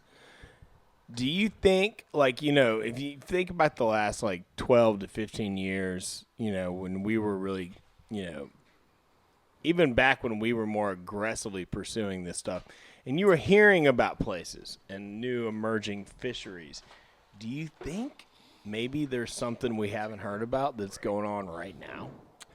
Yeah, I mean, like there's some hot spot that no one's talking about, and maybe they've gotten that much better at keeping it quiet. Yeah, I bet though more so the than new that, location X. More so than that, I bet there's a bunch of young dudes that are finding shit out that they're like dialing a bunch of old heads already know about and haven't been talking about. Yeah, and there are a bunch of young dudes out there discovering fisheries that have been well discovered for a long time. Yeah, for sure. But it's cyclical, right? Yeah. Your old. I mean, think about Mike Abel and those guys, Sandy Sterling. They knew tailing redfish long before. Well, you have these these generations, I guess, where you had those guys doing it, but they were doing it back in the 80s and the 90s when nobody had Instagrams and shit. You only knew it if you went out there and did it. Instagram. And then you have do it for the gram. I'm as guilty as anybody, making videos and shit, yeah, you are, Mike. It was all you. It's all my fault. So you have then you have our generation or whatever you want to call it, our little wave where we had this whole group of guys that were out there doing it hard and promoting it and being but even then I always had an understanding. I knew Sandy Ster personally. I knew Mike Abel. I knew these guys. I was like, I'm literally learning from these old guys. I didn't invent any of this stuff. We just had a way to share it. But it is fun now to watch these young kids that are learning it, and they're it's growing. a whole new. Yeah. But they're the way they talk about it. They're so secretive. It's a they're new thing. I'm like, bro, I have fished As every if no one's inch of ever all of this, and it's fun to watch them get excited about it. I don't want to take any of that away when the worm from them. thing happened a couple weeks ago. I'm like, you haven't seen the worms hatch before? Wait, what happened? We have Palolo worms March here. 30th. Cousins, March 30th. They went off. Oh, the Instagram blew up. And the water was still clear. Wait, you mean here in Charleston? Yeah. Where did? But let's not even talk about it. I've never seen the fish do anything crazy. I've heard John Irwin talk about it. I've seen trout busting them in the mornings. When they're all knocking out, going tired. I've seen them get 8. Aren't they real gray, kind of? They're not quite as red. Or sandy brown. Yeah, they're greenish. They're green or greenish, pink. okay. They're not as bright as the Palolos And they down have south. longer little legs too. They look different. They're cousins. They're not directly related. But I've never really. I mean, all right. First off, redfish eat worms. There are aquatic worms. They'll eat anything. They suck those things down. They're goats. But to think that the worm hatch turns fish on, I've never correlated that. I've seen lots of worm hatches correlating it with redfish getting weird. I've never seen that, but it got to be an Instagram thing for a minute. I was like, okay, cool. There's so I really am out of the loop because I didn't see any of that. Yeah, it was out there. But yeah, it's like I said. At the same time, like I don't want to be the old grumpy guy because like these kids are. I'm really happy that they're getting after it and they're going at it. Well, you were painting your house. Yeah, I was painting the house while they were out there chasing saving worms, lives in the hospital and painting your house. Yeah, these guys are out there chasing worms. I'd much rather be out there talking about worms.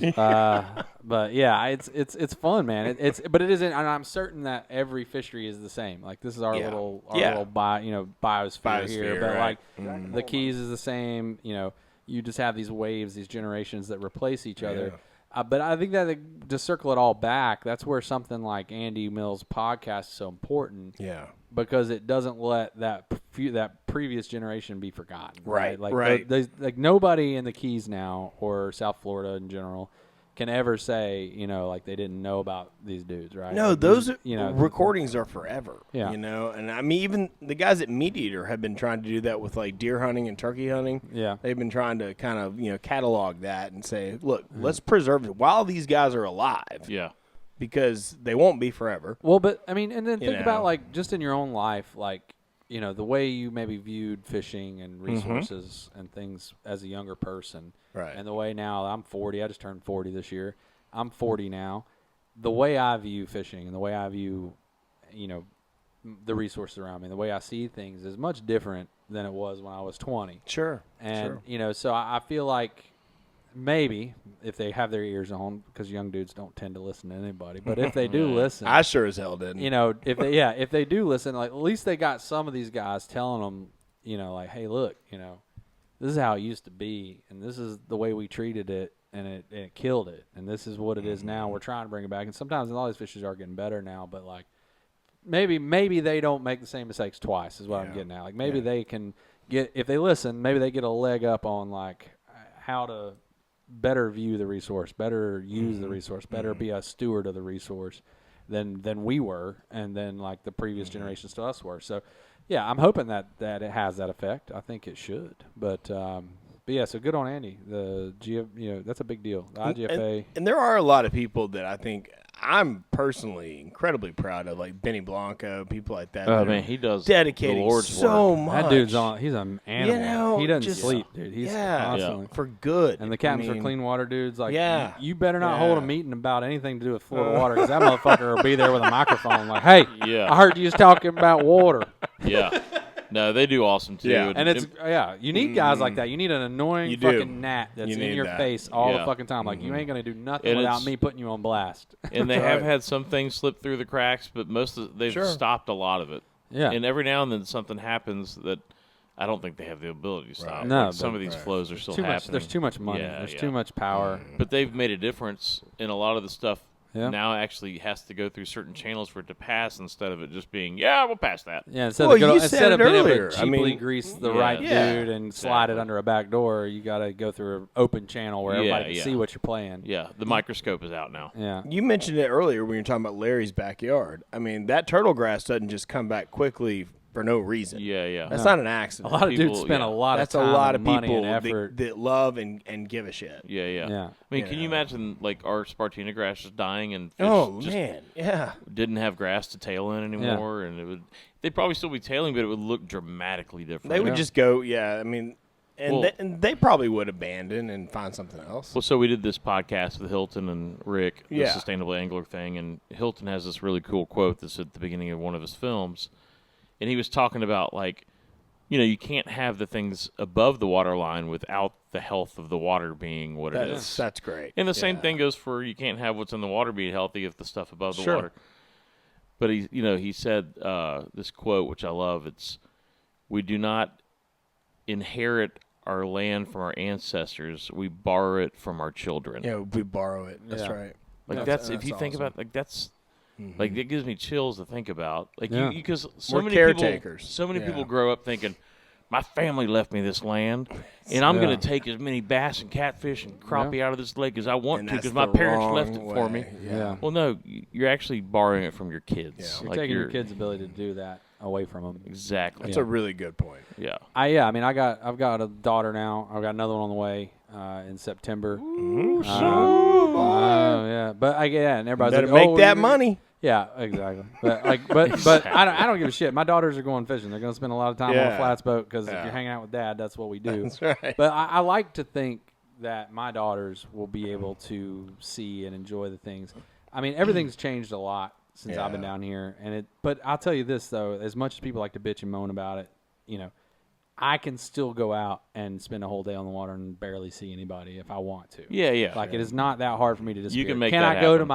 my, can I go to the primo place that I No. want to? No. But I know just as many that are not, on the line. And the older I get, the more I like seeing new shit. The more I like to look at the a map less you care about the or number look of at tails. my chart. Yeah, like I've caught my fish. Like no offense, I do want to catch them. I still really usually want to when fucking you're- touch them. It's usually when you run into something that is like, oh, this is the new primo place. Exactly, Yeah. but like the thing is, like I get so much more joy out of now. Like I'll go out days like by myself, and I'll literally just drive around and go up a creek because I want to see where that creek goes. Like if I see it on my chart or I see it on a thing, I'm like I don't know, I wonder what it looks like up there because like it looks all right. But then you get up there, and most of the time, 99% of the time, it's it doesn't look right, or it's And you're like, how are fish not in here? or they're not there. But like me and Ben last year, we went out on a day, and I was like, look, I've been eyeballing the spot. And the spot was like, you can only get in there on a certain tide with the certain type of weather. Like it involved running in the ocean to get into this spot. And so I was like, today's the day we can get in there. I was like, I don't know if it's going to be fucking worth our time or not, but we can get in there, and I want to go see what it looks like. And so we did, and we slid in this place. And, dude, we got on one little pocket flat in there that was like the old days. I mean, we saw – in one little tide, we saw 20, 30 tails. Where was it? Right. We saw 20 or 30 tails. We caught Can you show me on a map? we caught one or two. Here, three let me get the maps each. open I on don't the know. computer here. We hopped out of the boat at one Google point. Earth. We hopped out of the boat at one point, and I was doing the old, like I said, like in the old days, I was like, eeny, meeny, miny. Really? That one. I'm going to fish that one. That's awesome. Nice. And then, but we had a really nice morning, saw a shit ton of fish. Nobody in there, of course. Like I said, I haven't been back because, once again, you have to have the right wind, and they have to have the right water level and all this shit to even get in there. So, but like, that was one of those that paid off where I was like, and all I really cared about was like, I want to see what it looks like in there. Like I've started doing that more than anything else. And every once in a while, you stumble across, a couple fish, but like, I just want to go see shit. Like I just want to see that creek or that flat or that whatever. Paul, do the guys like Van Zandt and Owen Gaylor, do they have the same experience in like Port O'Connor? Is that the same experience they have? Are they feeling the same thing that we're talking about with their fishery? I think when they have those big big tournaments, JT has become a little bit more vocal. I wouldn't say protest is the word, but he's not super happy when 200 people show up on the same weekend. And it doesn't mean Baracho. It's all the tournaments. They have those. I understand. Well, they have like the IFA tournament. Yeah, I would agree that that's probably not the best thing for the health of that fishery. Right. And also, but it could probably handle the pressure better than our fishery. Yeah, because it's more like the Biloxi Marsh. A lot of those people are showing up to check in, but they're driving another 100 miles to actually fish. With like 250 horsepower motors. Yeah, and they're also trailering too. Mm-hmm. I'll take one, Michael. If you're getting, I am actually gonna go and I'll follow you. So. Oh no, it's fine. I think we can take a break, right? Well, let's prepare for the break. Let's take a break. Well, now you guys all know about what we're doing. So sorry, we got watered up. Now we got to water down. So this is a total just like rant song I did. Okay. I did it literally right before you guys got here. So let's not take it too seriously. But I started just messing around. All right. This isn't douche canoe, is it? That's my favorite commercial. That's the best. If you step foot on my boat, don't know what I'm gonna do. Oh, Captain Brock. Good chances you fall in the water too. On top of that, maybe probably have a gunshot wound. If you step foot on my boat, I don't know what I'd do. I was thinking about like, what would I do in that situation? But I don't carry a gun on my boat, at least not for now. I'd hit the throttle and that dude would be in the water hopefully as fast as I Can't could get. imagine what goes through the mind of Can't handle it well. someone somehow. Anyway, it kind of starts ramping I was over in there. that place All right. What would I do? Let's hit this. I think a solid. I know what you do, Mike. We'd have to find somewhere to bury that guy's body. I don't know. Totally. The 011 AVE. He'd normally use a much larger steel saw. The tree weighs 35 tons. The saw weighs 10.5 pounds. A pretty good test for any saw. If you're looking for a chainsaw that can tackle any job, steel's the one.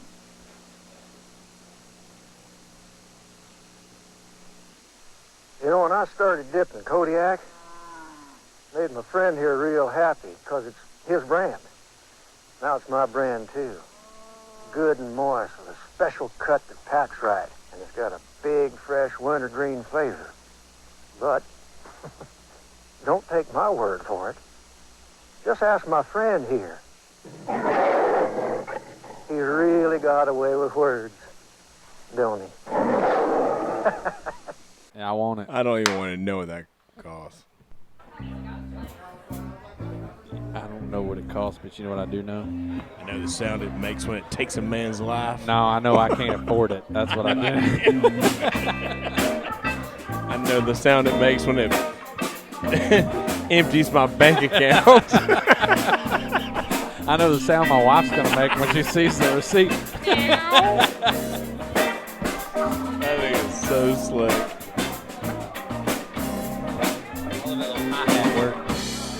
Does devil scratch my head?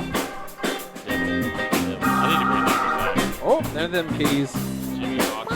Woo! It's John Booker on that bass.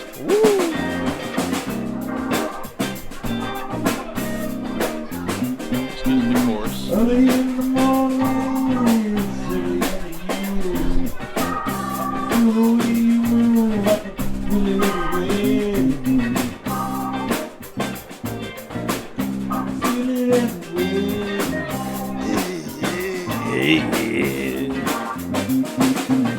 Tell me something wrong with me. Tell it to me, please.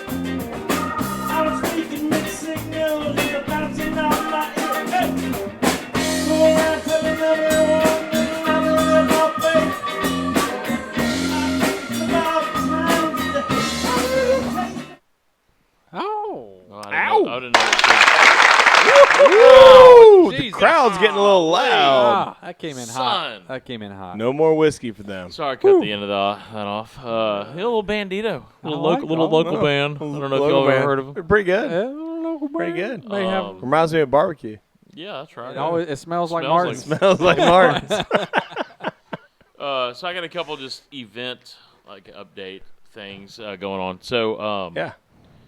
all right, we're not overheating. We're looking good. Look at Yeah. this. Yeah. Look at that. So this coming weekend, I'm going to Brunswick on the Fly Outfitters. They're having like a little event thing. Kind Brunswick, of a fly Georgia? fish. Yeah. I didn't know there was a fly shop in Jared, Brunswick. Jared DeVincent, those guys. Cool. I fished a tournament out of Brunswick one time. Well, it was Am out I of going to see a Jacksonville. plaque on the wall of you? No, but I almost won. I got But it arrested was, in Brunswick it was, one time. It was a kayak. It was a kayak tournament out of Jacksonville, but the northern end of the tournament allowed you to fish up to, I forget which river, but Brunswick was in range, and I had actually fished there before. So Altamaha is down there. yeah, I was one Altamaha. I was a hair, like Altamaha. a couple inches shy of winning the whole tournament for the slam. I was a flounder, redfish, and trout, and there was 400 boats in that tournament. I placed second out of 400. man. but- You better hope you catch the flounder first. Could you imagine having the trout and the redfish and trying to get the flounder? The trout was my problem. That would be I had the flounder and I had the redfish. The trout, I caught a trout, but it was not a good trout. If I'd caught a decent trout, I had a hard time catching a trout, but I caught everything but the trout. Come on, press But the think play about, on like, the record player. I wouldn't Yeah. know how to go target the flounder. Yeah, Shallow no. water. What do you say? Thank you, Mike. Shallow water. Oh, okay, that's how you target. that old sneaky flatfish. Oh, rubber lip gingerback. Oh, those are the days, aren't they? Oh, the old man. days. The old days. God, the old days. Yeah, I'll be on the James River though in a couple of days. Hold on. Okay. So, okay. this event, old Blaine Chocolate from the James River is coming down. Oh, really?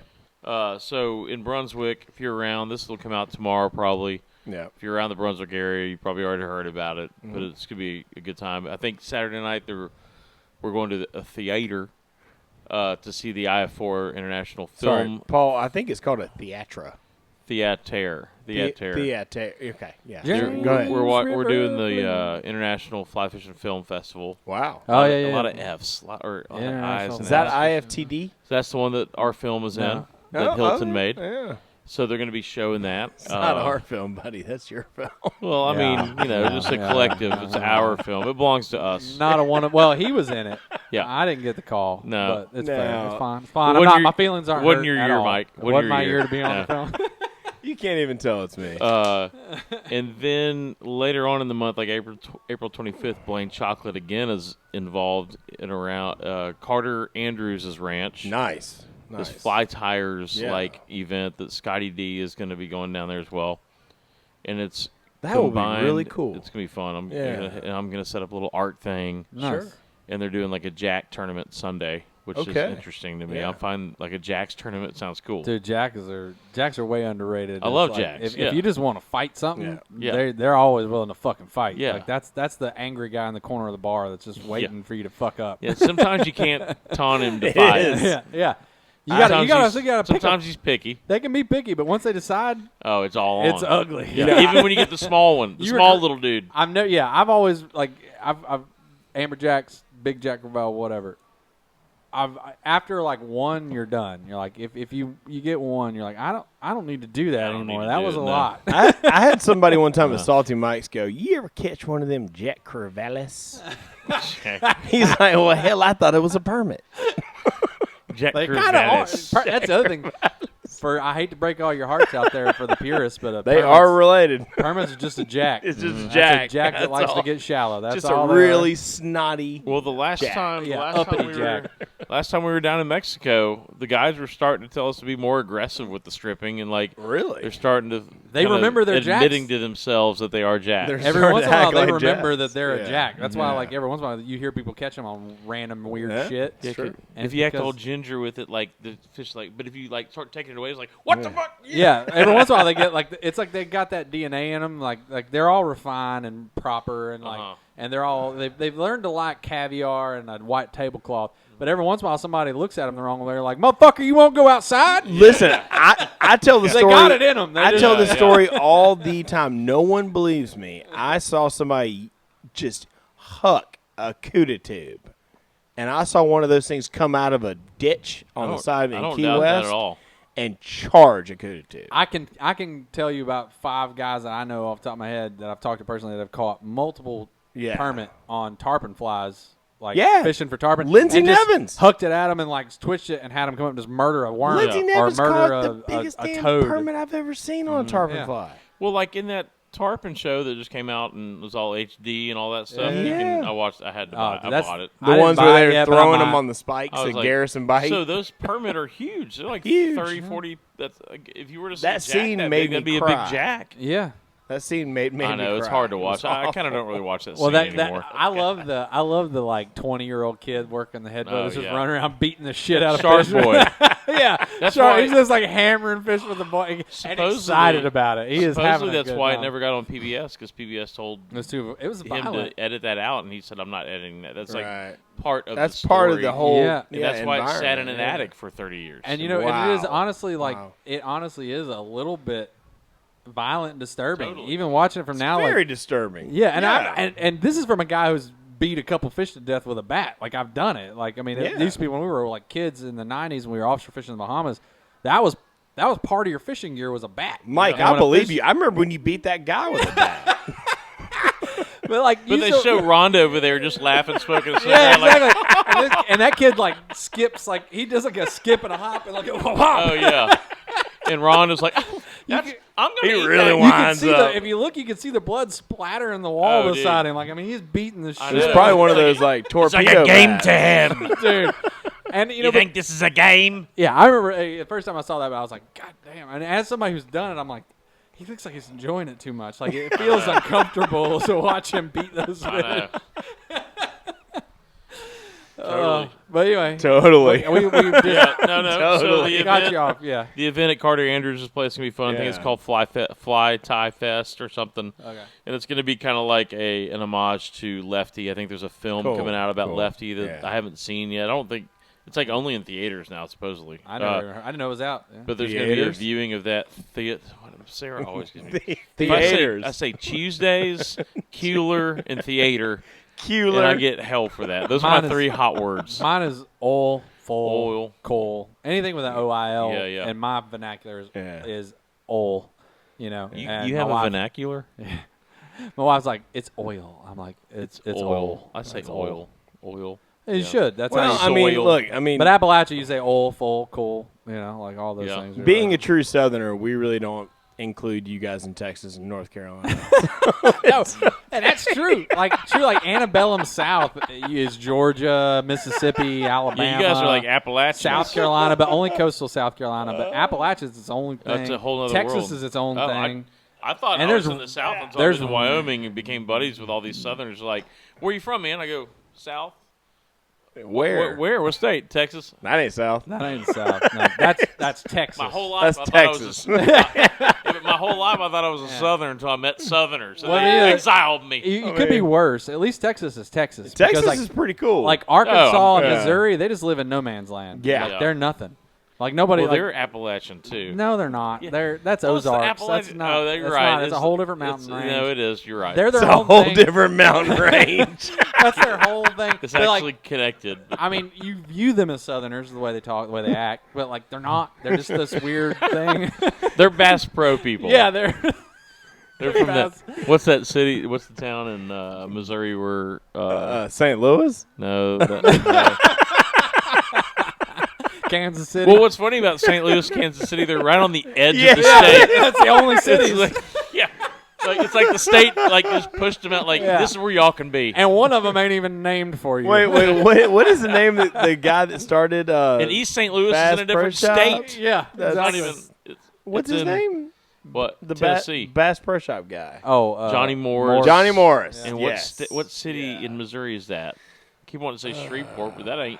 That's Louisiana, Texas. I honestly can't remember. I can't remember. It was down near one of the Missouri, big something lakes there. Missouri. I'll Yeah. probably say it before this thing Right by ends. it's right by Branson, Missouri, right by Table Rock Lake.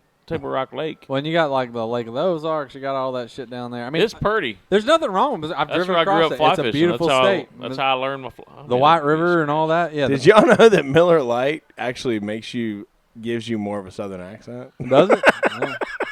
I think alcohol in general does that for me. Yeah, it's coming out in all of us Yeah. right now. And you start talking a little faster like this too. Yeah, it digs down and finds it tickles the right DNA spots. And I told you love this Yeah. thing. God, I can't believe you came in here with a back It's strap. awesome. Next time you're gonna be in with the cane. Now that fish pulled my back out. yeah, dude. Speaking of, I think I just got a text from this guy. He's out here. the author guy, Yeah, Roger. We'll just have to have him tell us his name. can you try to spell it or say it one more time? Klingsting No. Stryer. Klingston Strier. Stryer. Klingston Strier. Strier. That's how it's written out. if you But wanna look Klingston the Strier. G is silent, right? Yes. Klingston So Strier. Klingston Klingston Strier. Stryer. Yeah.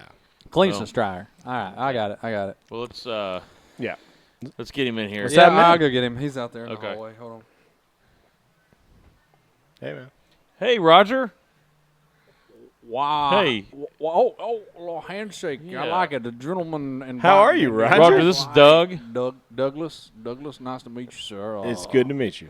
And Paul, we spoke over the internets. Yeah, we've emailed back and forth. Yes, we've sent letters through the ether And to one another. I started doing a little research on your books. I can't seem to find them a lot on the internet or Well, Paul, or Audible. I don't know.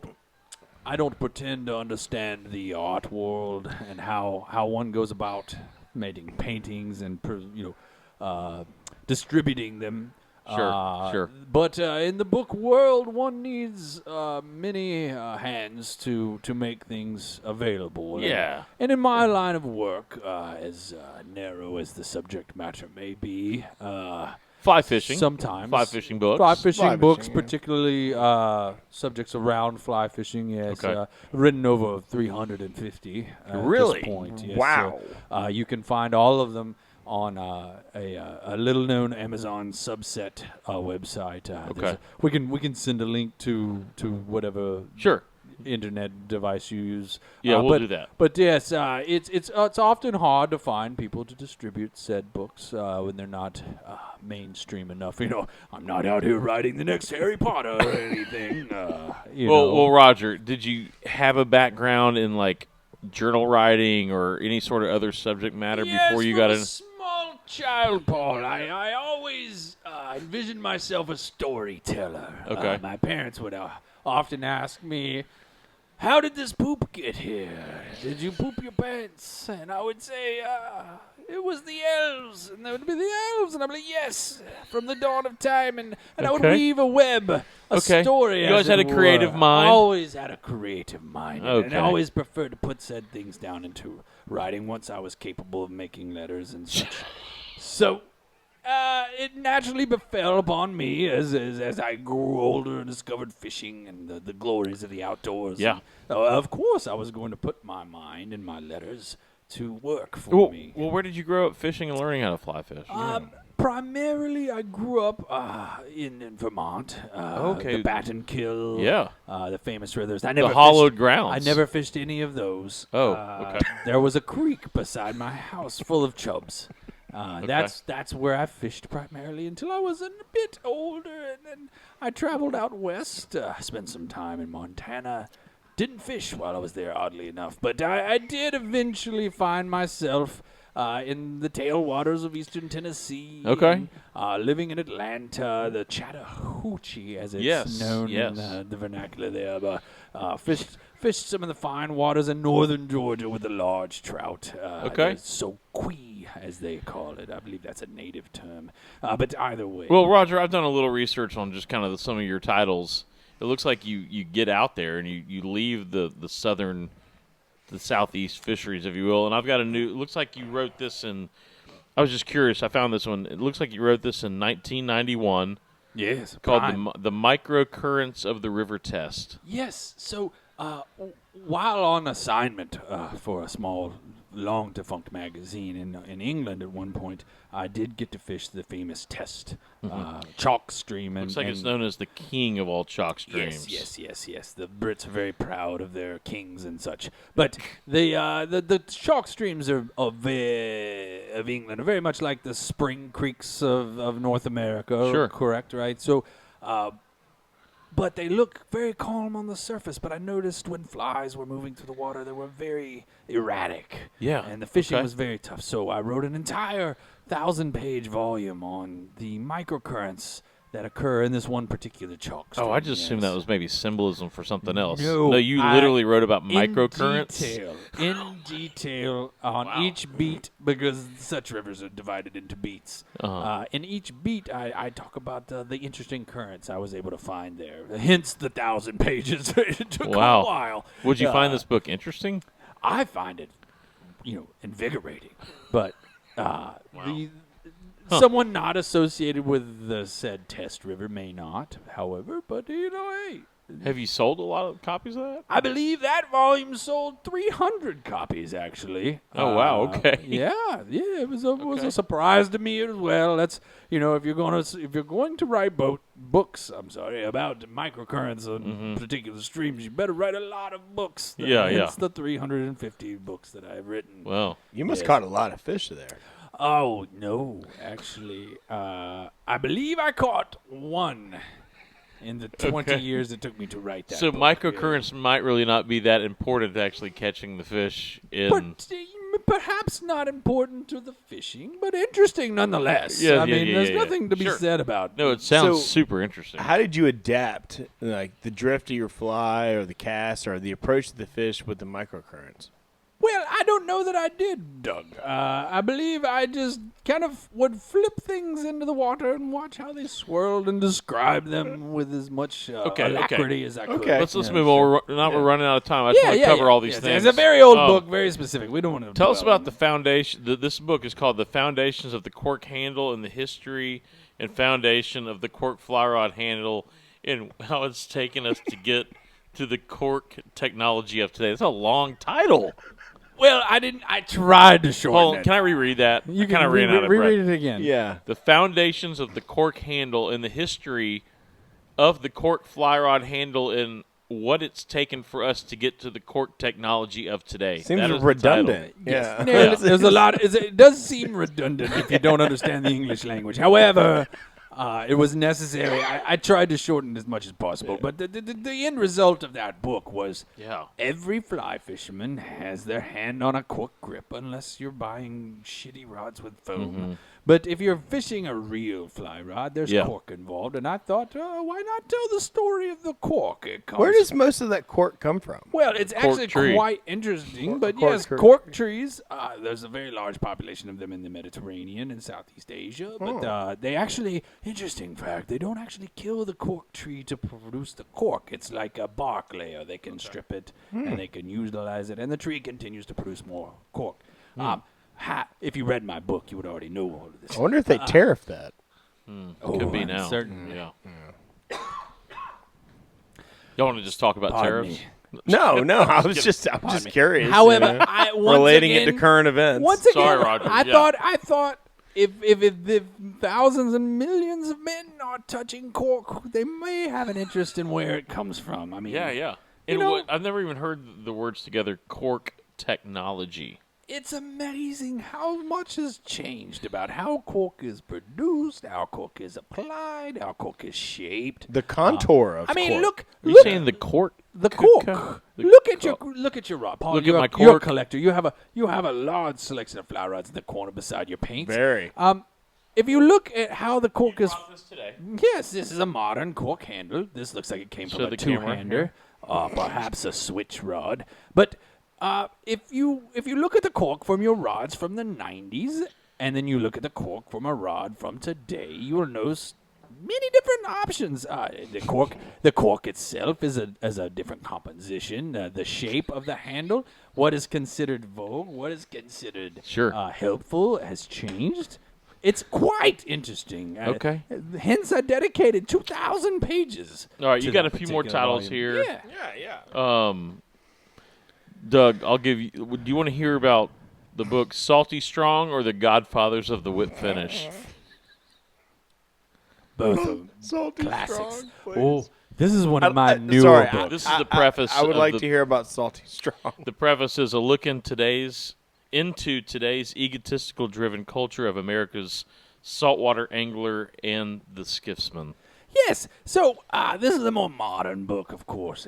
It's your latest book, yeah. It is. It just came out. I'm hoping it does well. But I'd like to look into the psychology behind what makes these small-penised men in flats boats decide to be so aggressive when they get on salt water. Is it the salt? Is it the salinity? Has the sun cooked their heads to the point to where they believe that they own something that they do not actually own? The water or the idea of where you can fish. What drives an individual to buy a $100,000 carbon fiber piece of boat, ride off into the flats, and then tell another individual in a said expensive boat that they now can no longer fish there because I am present? You know, And you've been working Roger, I didn't think I was going to say this, but I'm fascinated. It does seem fascinating. I feel that we're seeing am too. some sort of psychological derangement that no one has taken the time to study. So you pay money, that means you get to fish. Essentially is what you're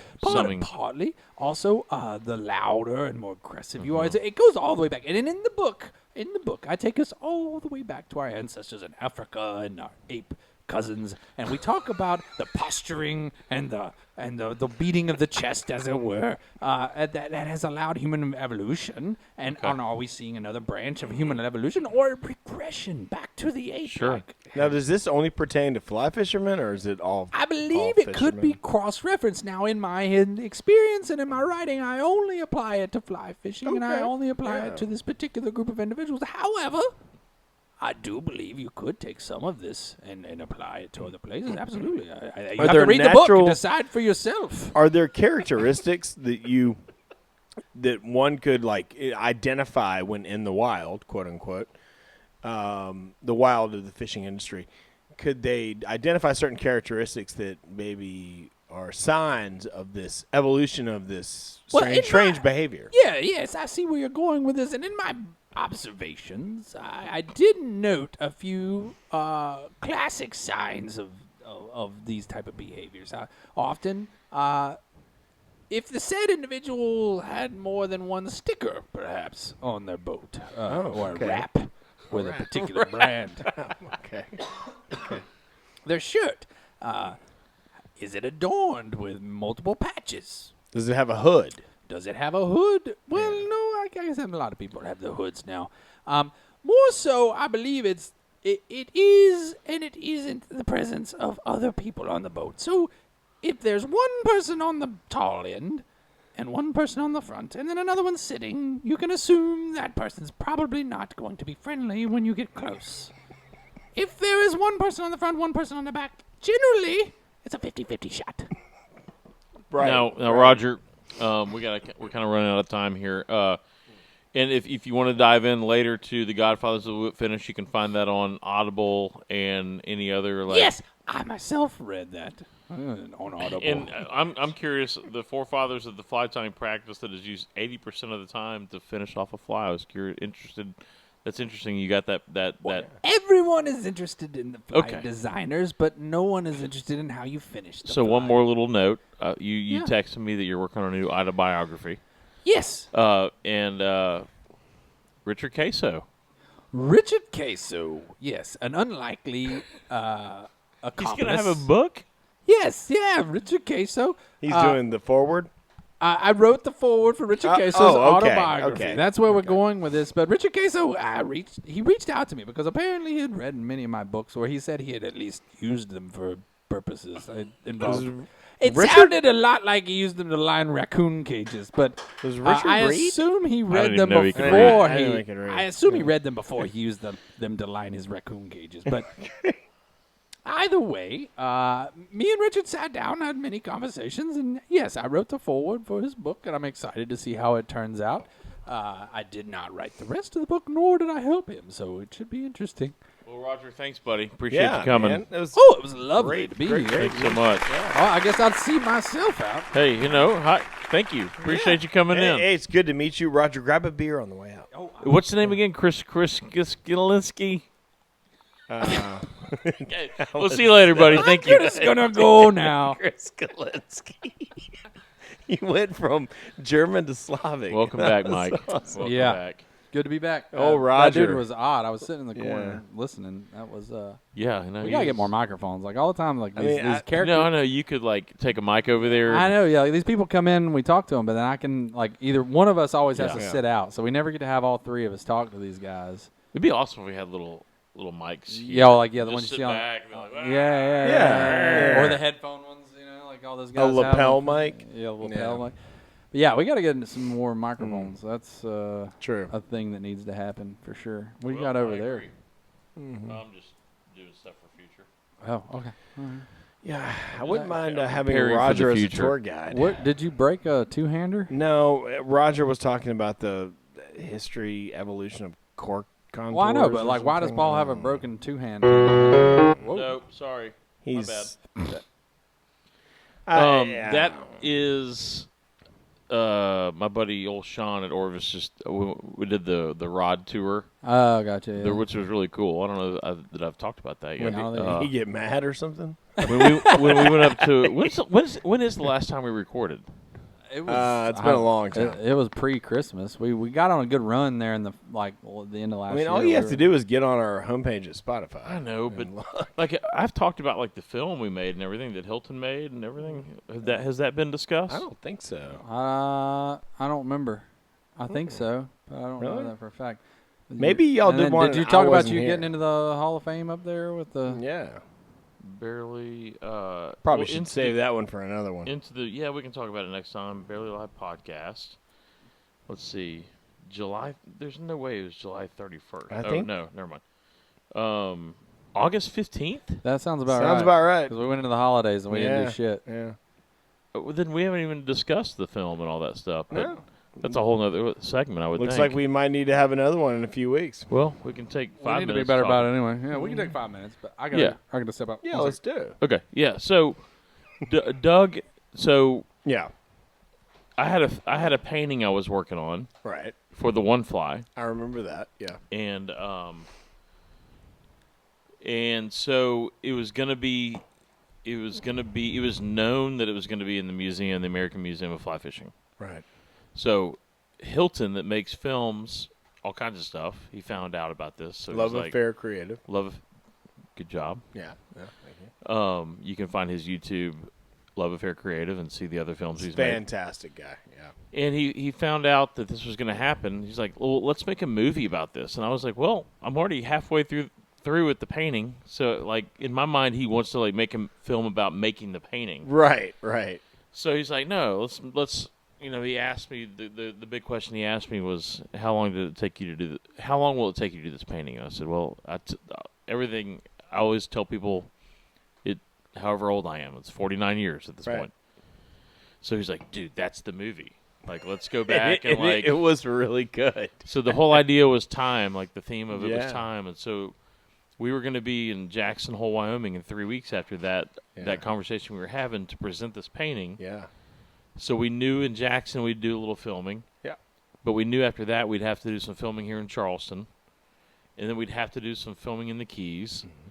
We'd have to do some filming in Vermont. So I don't think this film actually got kind of greenlit till after the Jackson thing in September. Mm-hmm. So we knew we had a lot of traveling to do. And I'd never been part of anything like this. But these guys are professionals. They knew what they were doing. You had such a heavy schedule. I can't believe you were able to fit Yeah, it in. Well, that's kind of the time of year, too, where things are kind of like loosening up as well. Like October. I want to say October is when we finally decided we were going to do it. Okay. And then, I just flipped the over record to back the other on. side. Okay. I was up already. So we pulled it off, and it got accepted into the International Fly Fishing Film Festival, and that's the one Hilton always does. Mm-hmm. It's called Time Will Tell. Time Will Tell, and the trailer. So you have to wait till the tour comes to whatever town you're in to see it. And I was super happy with it. Was able to get Piper and Sarah involved too. They came to Vermont. It's awesome. But there was nothing like walking in that museum. And before I walked in, knowing that I was about to walk into this place that has all these artifacts and all these paintings and all these rods, all this history, the history of our sport. And I knew I was about to walk in there and see my painting in there. It was so. I don't know how you held it together. It was surreal. Yeah. I don't know. It just. It's not anything I ever expect. It's not anything I ever planned on. Right. But to know that like a painting of mine will be in that collection, because they only have a certain amount of wall space, but yet they have like 150 paintings. So it's not always going to be up. Yeah. Like you could go up there next month and you may not see my painting. I don't know how they do it, but they've got Eldridge Hardy's, Mike Stidham, Cicino, and then Stanley Meltzoff, like 4 or 5 of my favorite artists that I'm in that building with. Those are big names. So it's pretty unbelievable. The whole thing is crazy, and the fact that we kind of made a film about it too. Have you seen it yet, Mike? I watched it. You sent me a copy of it I thought so. that I could watch. Yeah.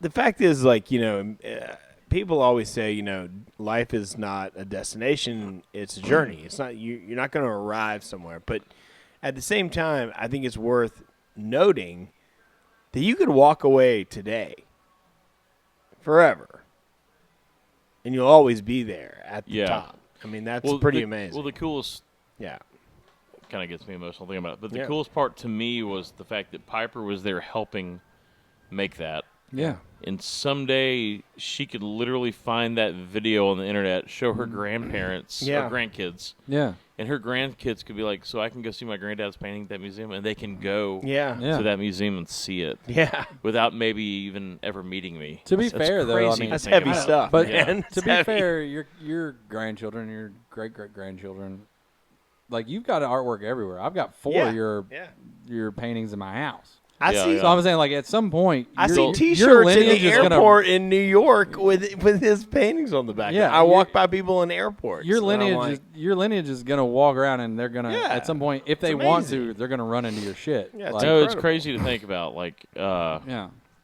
I'm so lucky to be able to do what I do, and to know that one day, 100 years from now, someone could walk up to a wall and be like, "Who's this guy?" And they might get on the internet and oh. They're like, oh, that's try to figure it out. You're not lucky. No, yeah, You're good. I know, but but some people are good and don't get to I use what understand. they have. I understand. Yeah. You know, they have to Sure. do a different job, and they realize at 55, Yeah. man, I could have done that. Yeah. You know, like, so I am lucky. I'm lucky to be able to do it. Took a lot of courage to throw all in. But it's neat to see that Hilton made this film, Yeah. and I didn't have any pre ideas of how it was going to turn out. It turned out really cool. I was real happy. We went up to Richmond to see it in a little party that Hilton put on. But it's pretty emotional. I know that there's the fly fishing film tour, Yep. and then there's the international fly fishing film tour. Right. They both have good films. Don't get them confused. Look for the IF4 and go see it and check it out. Yeah. And vote for Hilton's film. Yeah. And it's a great film. I it's watched cool to it. be part of. Yeah. And then eventually we'll have it on our site. Yeah, like in November or December, Once it's you played, can look at it on yeah, YouTube. yeah. Once they've made their money on it. Yeah. Exactly. But go look up right. on Love Affair Creative. You can watch the other two films that Hilton made. Yeah. Or on his YouTube. Yeah, it is wild though to like go back and look at like where these film tours started, and you see the quality of the videos. Oh my and God. It's crazy. They're now. amazing. Yeah, Like, they're amazing. yeah, it's crazy. And Like they have budgets. Like, yeah, these are films. And I do want to say before I forget that Yeti played a huge part in this. Duck Camp played a huge part in this. Wilds, Drake, Boatworks played a huge part in this. The museum played a big part in it. Rivers and Glen here locally, Francisco and Owen and those guys played a huge part in it as well. And we have yet to really be able to celebrate and announce that to the world. We're trying to figure out how to do that. This thing has kind of started, and it is where it is, but we haven't really celebrated how much those guys have helped do it. But like to make the quality of the films these guys are making, they gotta make money. you have to raise money. It's and like, not cheap. Well, Hilton got me all fired up. He's like, let's do this. And he goes, okay, part B. We We need this X amount of money. I go, we what? need $50,000. You don't just make the movie? Yeah. Whereas, like, No. a million years ago when we got on the film tour, we did just make it. Like, Totally, but we had yeah. a friend who had a nice camera, and Yeah. and he knew how to use it, knew how to edit films, and we just made it. You just made it. We didn't even. I remember. So if you go on YouTube, you still find our film. But if you watch it, it's got this like music that his wife made on a keyboard, because we originally cut the film with an Otis Taylor song. And we had originally cut it with that, and we loved it, and it was badass. And then we found out we wrote off. We had to have rights to the song to be able to put it on the film tour. So we wrote off to the producer for that song or whoever owned the distributor. Yeah. And they were like, all right, you can have. Like they viewed our film. And they were like, you can $500. You can have the film. It was not a hard ask. But that's a lot of money when you're young. We couldn't afford $500 No. between the five of us. Yeah. We were like, well, I mean, we could have. But we were like, we don't have. That's a lot of money. You didn't want to give up $125. Yeah, and exactly. So like, we literally didn't put $500 into the film because we didn't have $500. Right. Or well, we did, but we didn't want to put it into the film. So we literally played. We had somebody make some music on a keyboard, and that's what's in the film. Whereas, the bossa nova button. If you ever saw the well, no, his wife was a musician, and it's not bad, but like. With the Otis Redding song, it was like next level. It took that. I thought you said Otis Taylor. Otis Taylor, sorry, not Otis Redding. But it took it like to the next step. Yeah. And like to this day, like looking back, it's like I should have sold something. I should have like I should have sold plasma or what. Like I didn't have any other way of making money. $500 back then was really an unattainable Think amount about of money how much. Think about how much impactful music is in a film. It's so it my makes God, such it makes everything. It's Crazy. everything about it. And like I Yeah. said, like looking back. And I think at that time, I don't know that we knew we were going to get on the film tour. I think the film tour just said, hey, you got to have rights. Do you have rights to music? And we didn't even know we were in yet. But, like, looking back, like, how many other people saw that film that year, like, I'm like, they didn't see what we Yeah. They really didn't produced. see, because the music is They didn't so feel- important. They didn't Yeah. feel Music it. is so They didn't important. It was feel so They much saw different. It Was just that didn't- 10,000 yeah. Slave song by Otis Yeah. Taylor? Was what we had on there. Yeah. Think about that 120 Days film that's black and white of Mangum Oh, yeah. when that Pixies piano starts song. Oh, man. How So incredible cool. that Yeah. is, and the egret flies Yeah, off. dude, it's Yes. everything. Music is everything in this, Yeah, yeah. and like that's the biggest regret I have to this day when I see that movie. When I see that because I had a DVD of the original with the What's Otis a Taylor. DVD? Yeah, exactly. So I used to have one, and I don't have that anymore. I've lost it, and the only version of that. Film I remember that album though. Yeah, the only Yeah. the only version of that film that still exists is on YouTube. But it's the version that went on the film tour. It's the version without the Otis Taylor song. So the Otis Taylor song version exists somewhere. Maybe one of my friends still has the DVD. Yeah. You know what we should do? But it doesn't exist anymore. Next recording, let's play it on YouTube. Just start the whole. We should. Thing. We should. It's only like 12 minutes long. I think right? it's a great idea. It was like under 15 minutes was the rules back Let's then. watch it. we on the we next, could. on the we next could. recording, It let's still just watch exists. it. It's out there. We But should do it's just the part with the piano music. And it's I think just- that's great. Yeah. But yeah, but that's like, but now with the level of videography you got to have requires cameras that cost tens of thousands. yeah. Like, A red insane. cinema camera, the one that Hilton uses, is like a car. It's like $50,000. And then to develop that, the software and the computers, the lifting power, then, to edit. and the guys that have to run all the equipment, they don't work for free. Like if you're gonna have a crew that's and gonna he's be got filming, good crew. Like, that's what I'm saying. Really good. Like you're talking, you need to raise 50, 60 grand or whatever to produce something like that. Especially if you got multiple locations and you're traveling and all that's in there. So the next, I don't even know if I can talk about. I'm not saying 50, 60 grand. But I don't he's know got- what it costs, but it's the money. next project is a music project of a band we all know. Yeah. They've really cool. already kind of started the wheels turning on that. Have they? Yeah. That's great. Yeah. That's awesome. He went to Knoxville last week for a Nice. fraternity party. Oh that they played at. boy! Oh boy! That's He got to know him real well. yeah. I'll bet. That's good. I bet. All right, well, let's dive into this guy. Well, I'll go get it. Mail sack, why is there hair in this mail sack? Mail sack, let's all go inside. Mail sack, why is there hair in this mail sack? Mail sack. Well, hello there, Barely Live fans. Oh my goodness, it's been What's such a up, long Richard? winter. Oh my goodness, you Hey, guys. do you have a mic you can hand to Michael? No, why Oh, would he's Michael sitting need over a there in mic? the chair. He's fine. Look, he's next to the Miller Lights. He's Okay. doing just fine. All right. Hey, Mike. Sorry, buddy. Did anybody have the trouble that I had over the winter? Was it? It just seemed really long. What? and The what? great. The trouble. The blue. The winter? Yeah, I over had the it. winter. I, yeah. The I winter had blues. it. It's You know, I always just think crazy. that these people, It was a these crappy Yankees winter. that Yeah. talk about like seasonal depression and stuff. I think it's I was real. like, you're insane. I don't know, man. By the end of this winter, I was a bit depressed. Well, your heater's still broken in the trailer, isn't it? yeah, it's a chilly, but you know, I got a coon skin comforter. And it's not too bad, you know. You just gotta Well, fire it up a little bit. We heard some great news. You're writing a book, an autobiography. Yeah, I wrote a whole book about my life and my experiences and my businesses. And Roger Kingston. Yeah, that fella. He wrote the forward for it. He's a real nice guy. He reminds me of that. Who's Mike's cousin? Wait, Mike, who's your cousin? Oh, Vanderhorst. That guy. Yeah. He does. reminds That's me a of good point. He does Vanderhort. remind me of him. Yeah. Well, yeah, he was Mike's a got nice some really fella. cool cousins.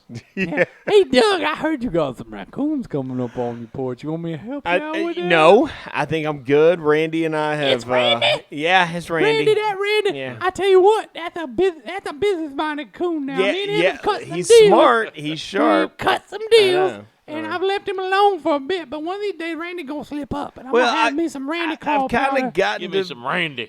I've kind of gotten to have, I'm very fond of Randy. What about that possum? I don't know anything about him. You can have All right, him. we might have to talk about that Take possum. him. You know, You with still in the possum grease business? Yeah, I am still in the possum grease, but Yeah. you know, it's weird nowadays with all the things going on in the government and whatnot, and people not trusting things. Tariffs. It turns Grease out people tariffs. don't trust possum grease as much as they used to. Maybe they'll start trusting it more But because you know they what? can't buy their other stuff. That's That's American true. made. You There can- are no tariffs on American that. made. Yeah, That's and you right. suck it, you Chinese therapist. Little back scratch. Ooh, a back scratcher. You mind if I scratch my balls a little bit? Okay. Oh, here you go, Doug. There goes my back scratcher. Great. Sometimes you gotta get up underneath there.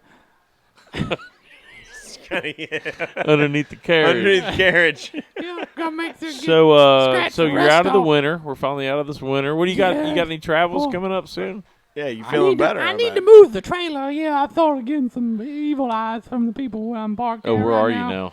Well, I'd rather not say. But I'm behind one of the more popular restaurants in town. I had a good thing going, but Home team? Yep.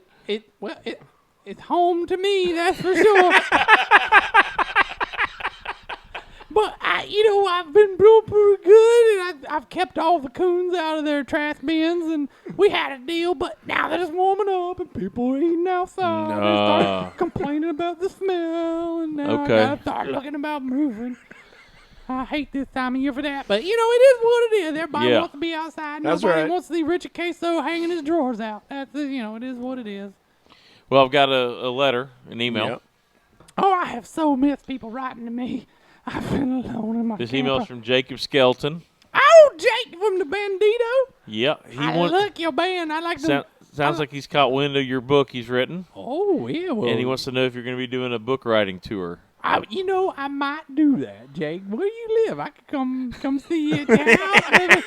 Maybe park my trailer out back. I don't know. Just hang out for a couple of weeks and see how it goes. I would like to have a signed copy of your book. Oh, I can sign it for you. Yeah, I got a little coon claw on a stick, and so instead of writing my name, I just do a little blap with the coon claw, and then a little RK under there, and it's all good. All right, I got another question. Yeah. All right, this one is from Lawson Builder. Lawson, the law dog himself. He's curious on how, if you're going to cook it on a Traeger, how you dress and cook a possum.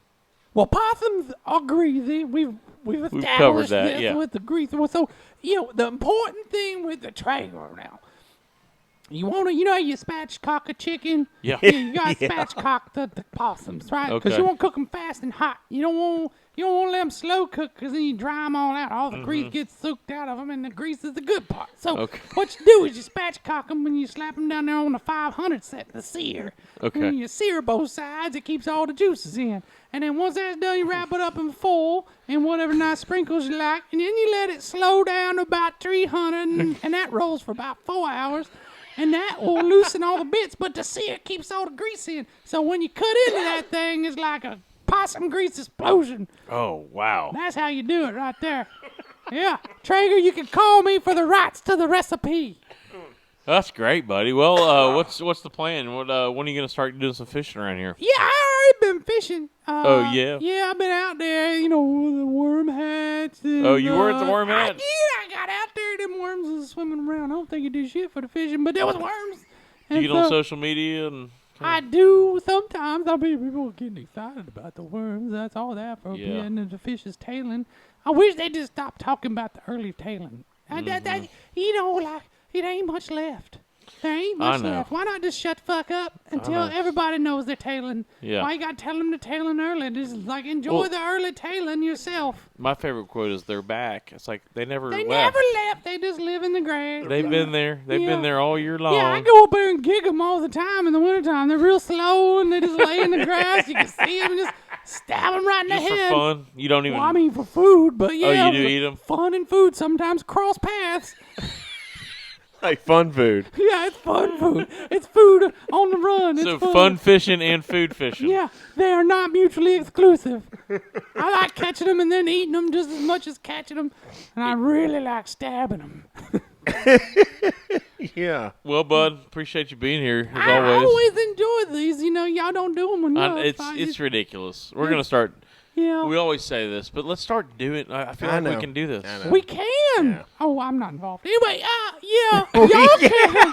Well, you are involved. I show up sometimes. Yeah, I tend to be hanging around, doing stuff. Hey, Doug, you gonna leave some extra cat food out tonight? Maybe, but only for Randy. Okay. What was your address again? Main Street. I'll just follow you home. Okay. Go to Main Street. All right. Let's all go inside. All right, I'm just gonna play some Bandito on the outro here. Oh, Richard.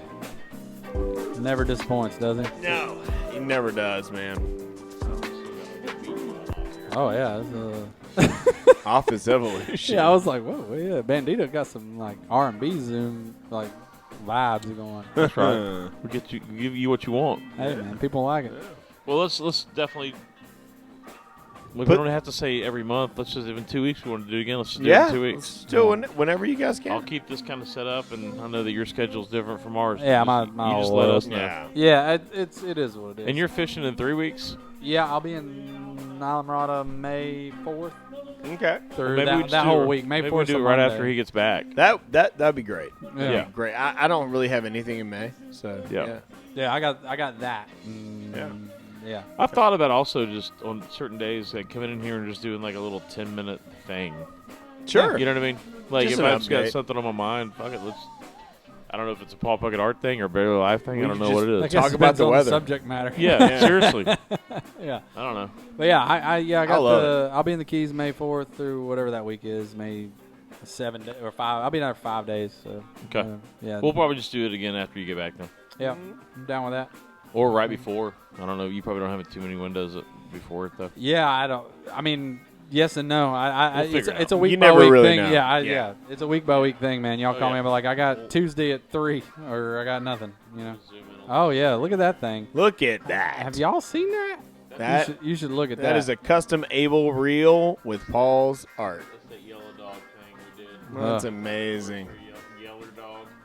Yeah. How many of the? Do they make like a run of those, or is it like just gonna be available? So they did 30 of the saltwater, Yeah. and they did 30 fresh waters. Well, those aren't gonna last very long. No. They're gone. Yeah, that's what I'm saying. These were gone in like 6 hours. I bet. Yeah. I think the fresh ones took a day. What are they, like $200? You know, they weren't as much as I thought they were. I thought they were going to be like $3,000.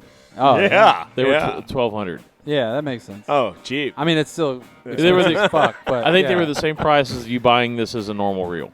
They didn't upcharge. No way. You can get think- that for less than $1,200. I don't think so, man. Nah, These dude. Ables The are- times they be Really? a changing, bro. Really? Even like the new Nautilus and stuff I are know. pushing $1,000. I mean, Yeah. when you're selling $1,500 fly rods, then why should the reels be cheap, right? $20 turkey sandwiches.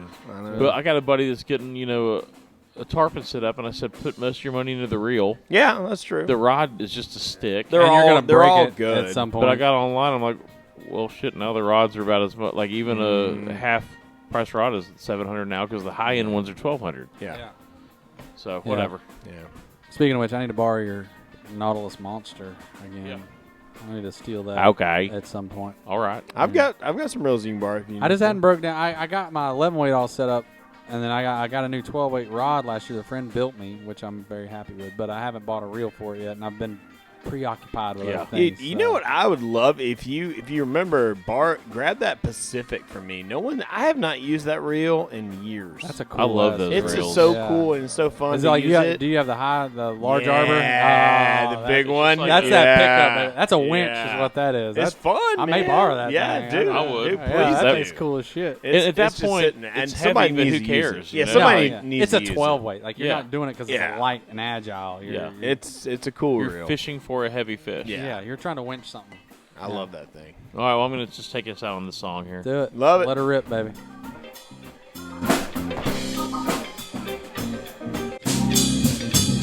Flies all around you, maybe someday you'll be free.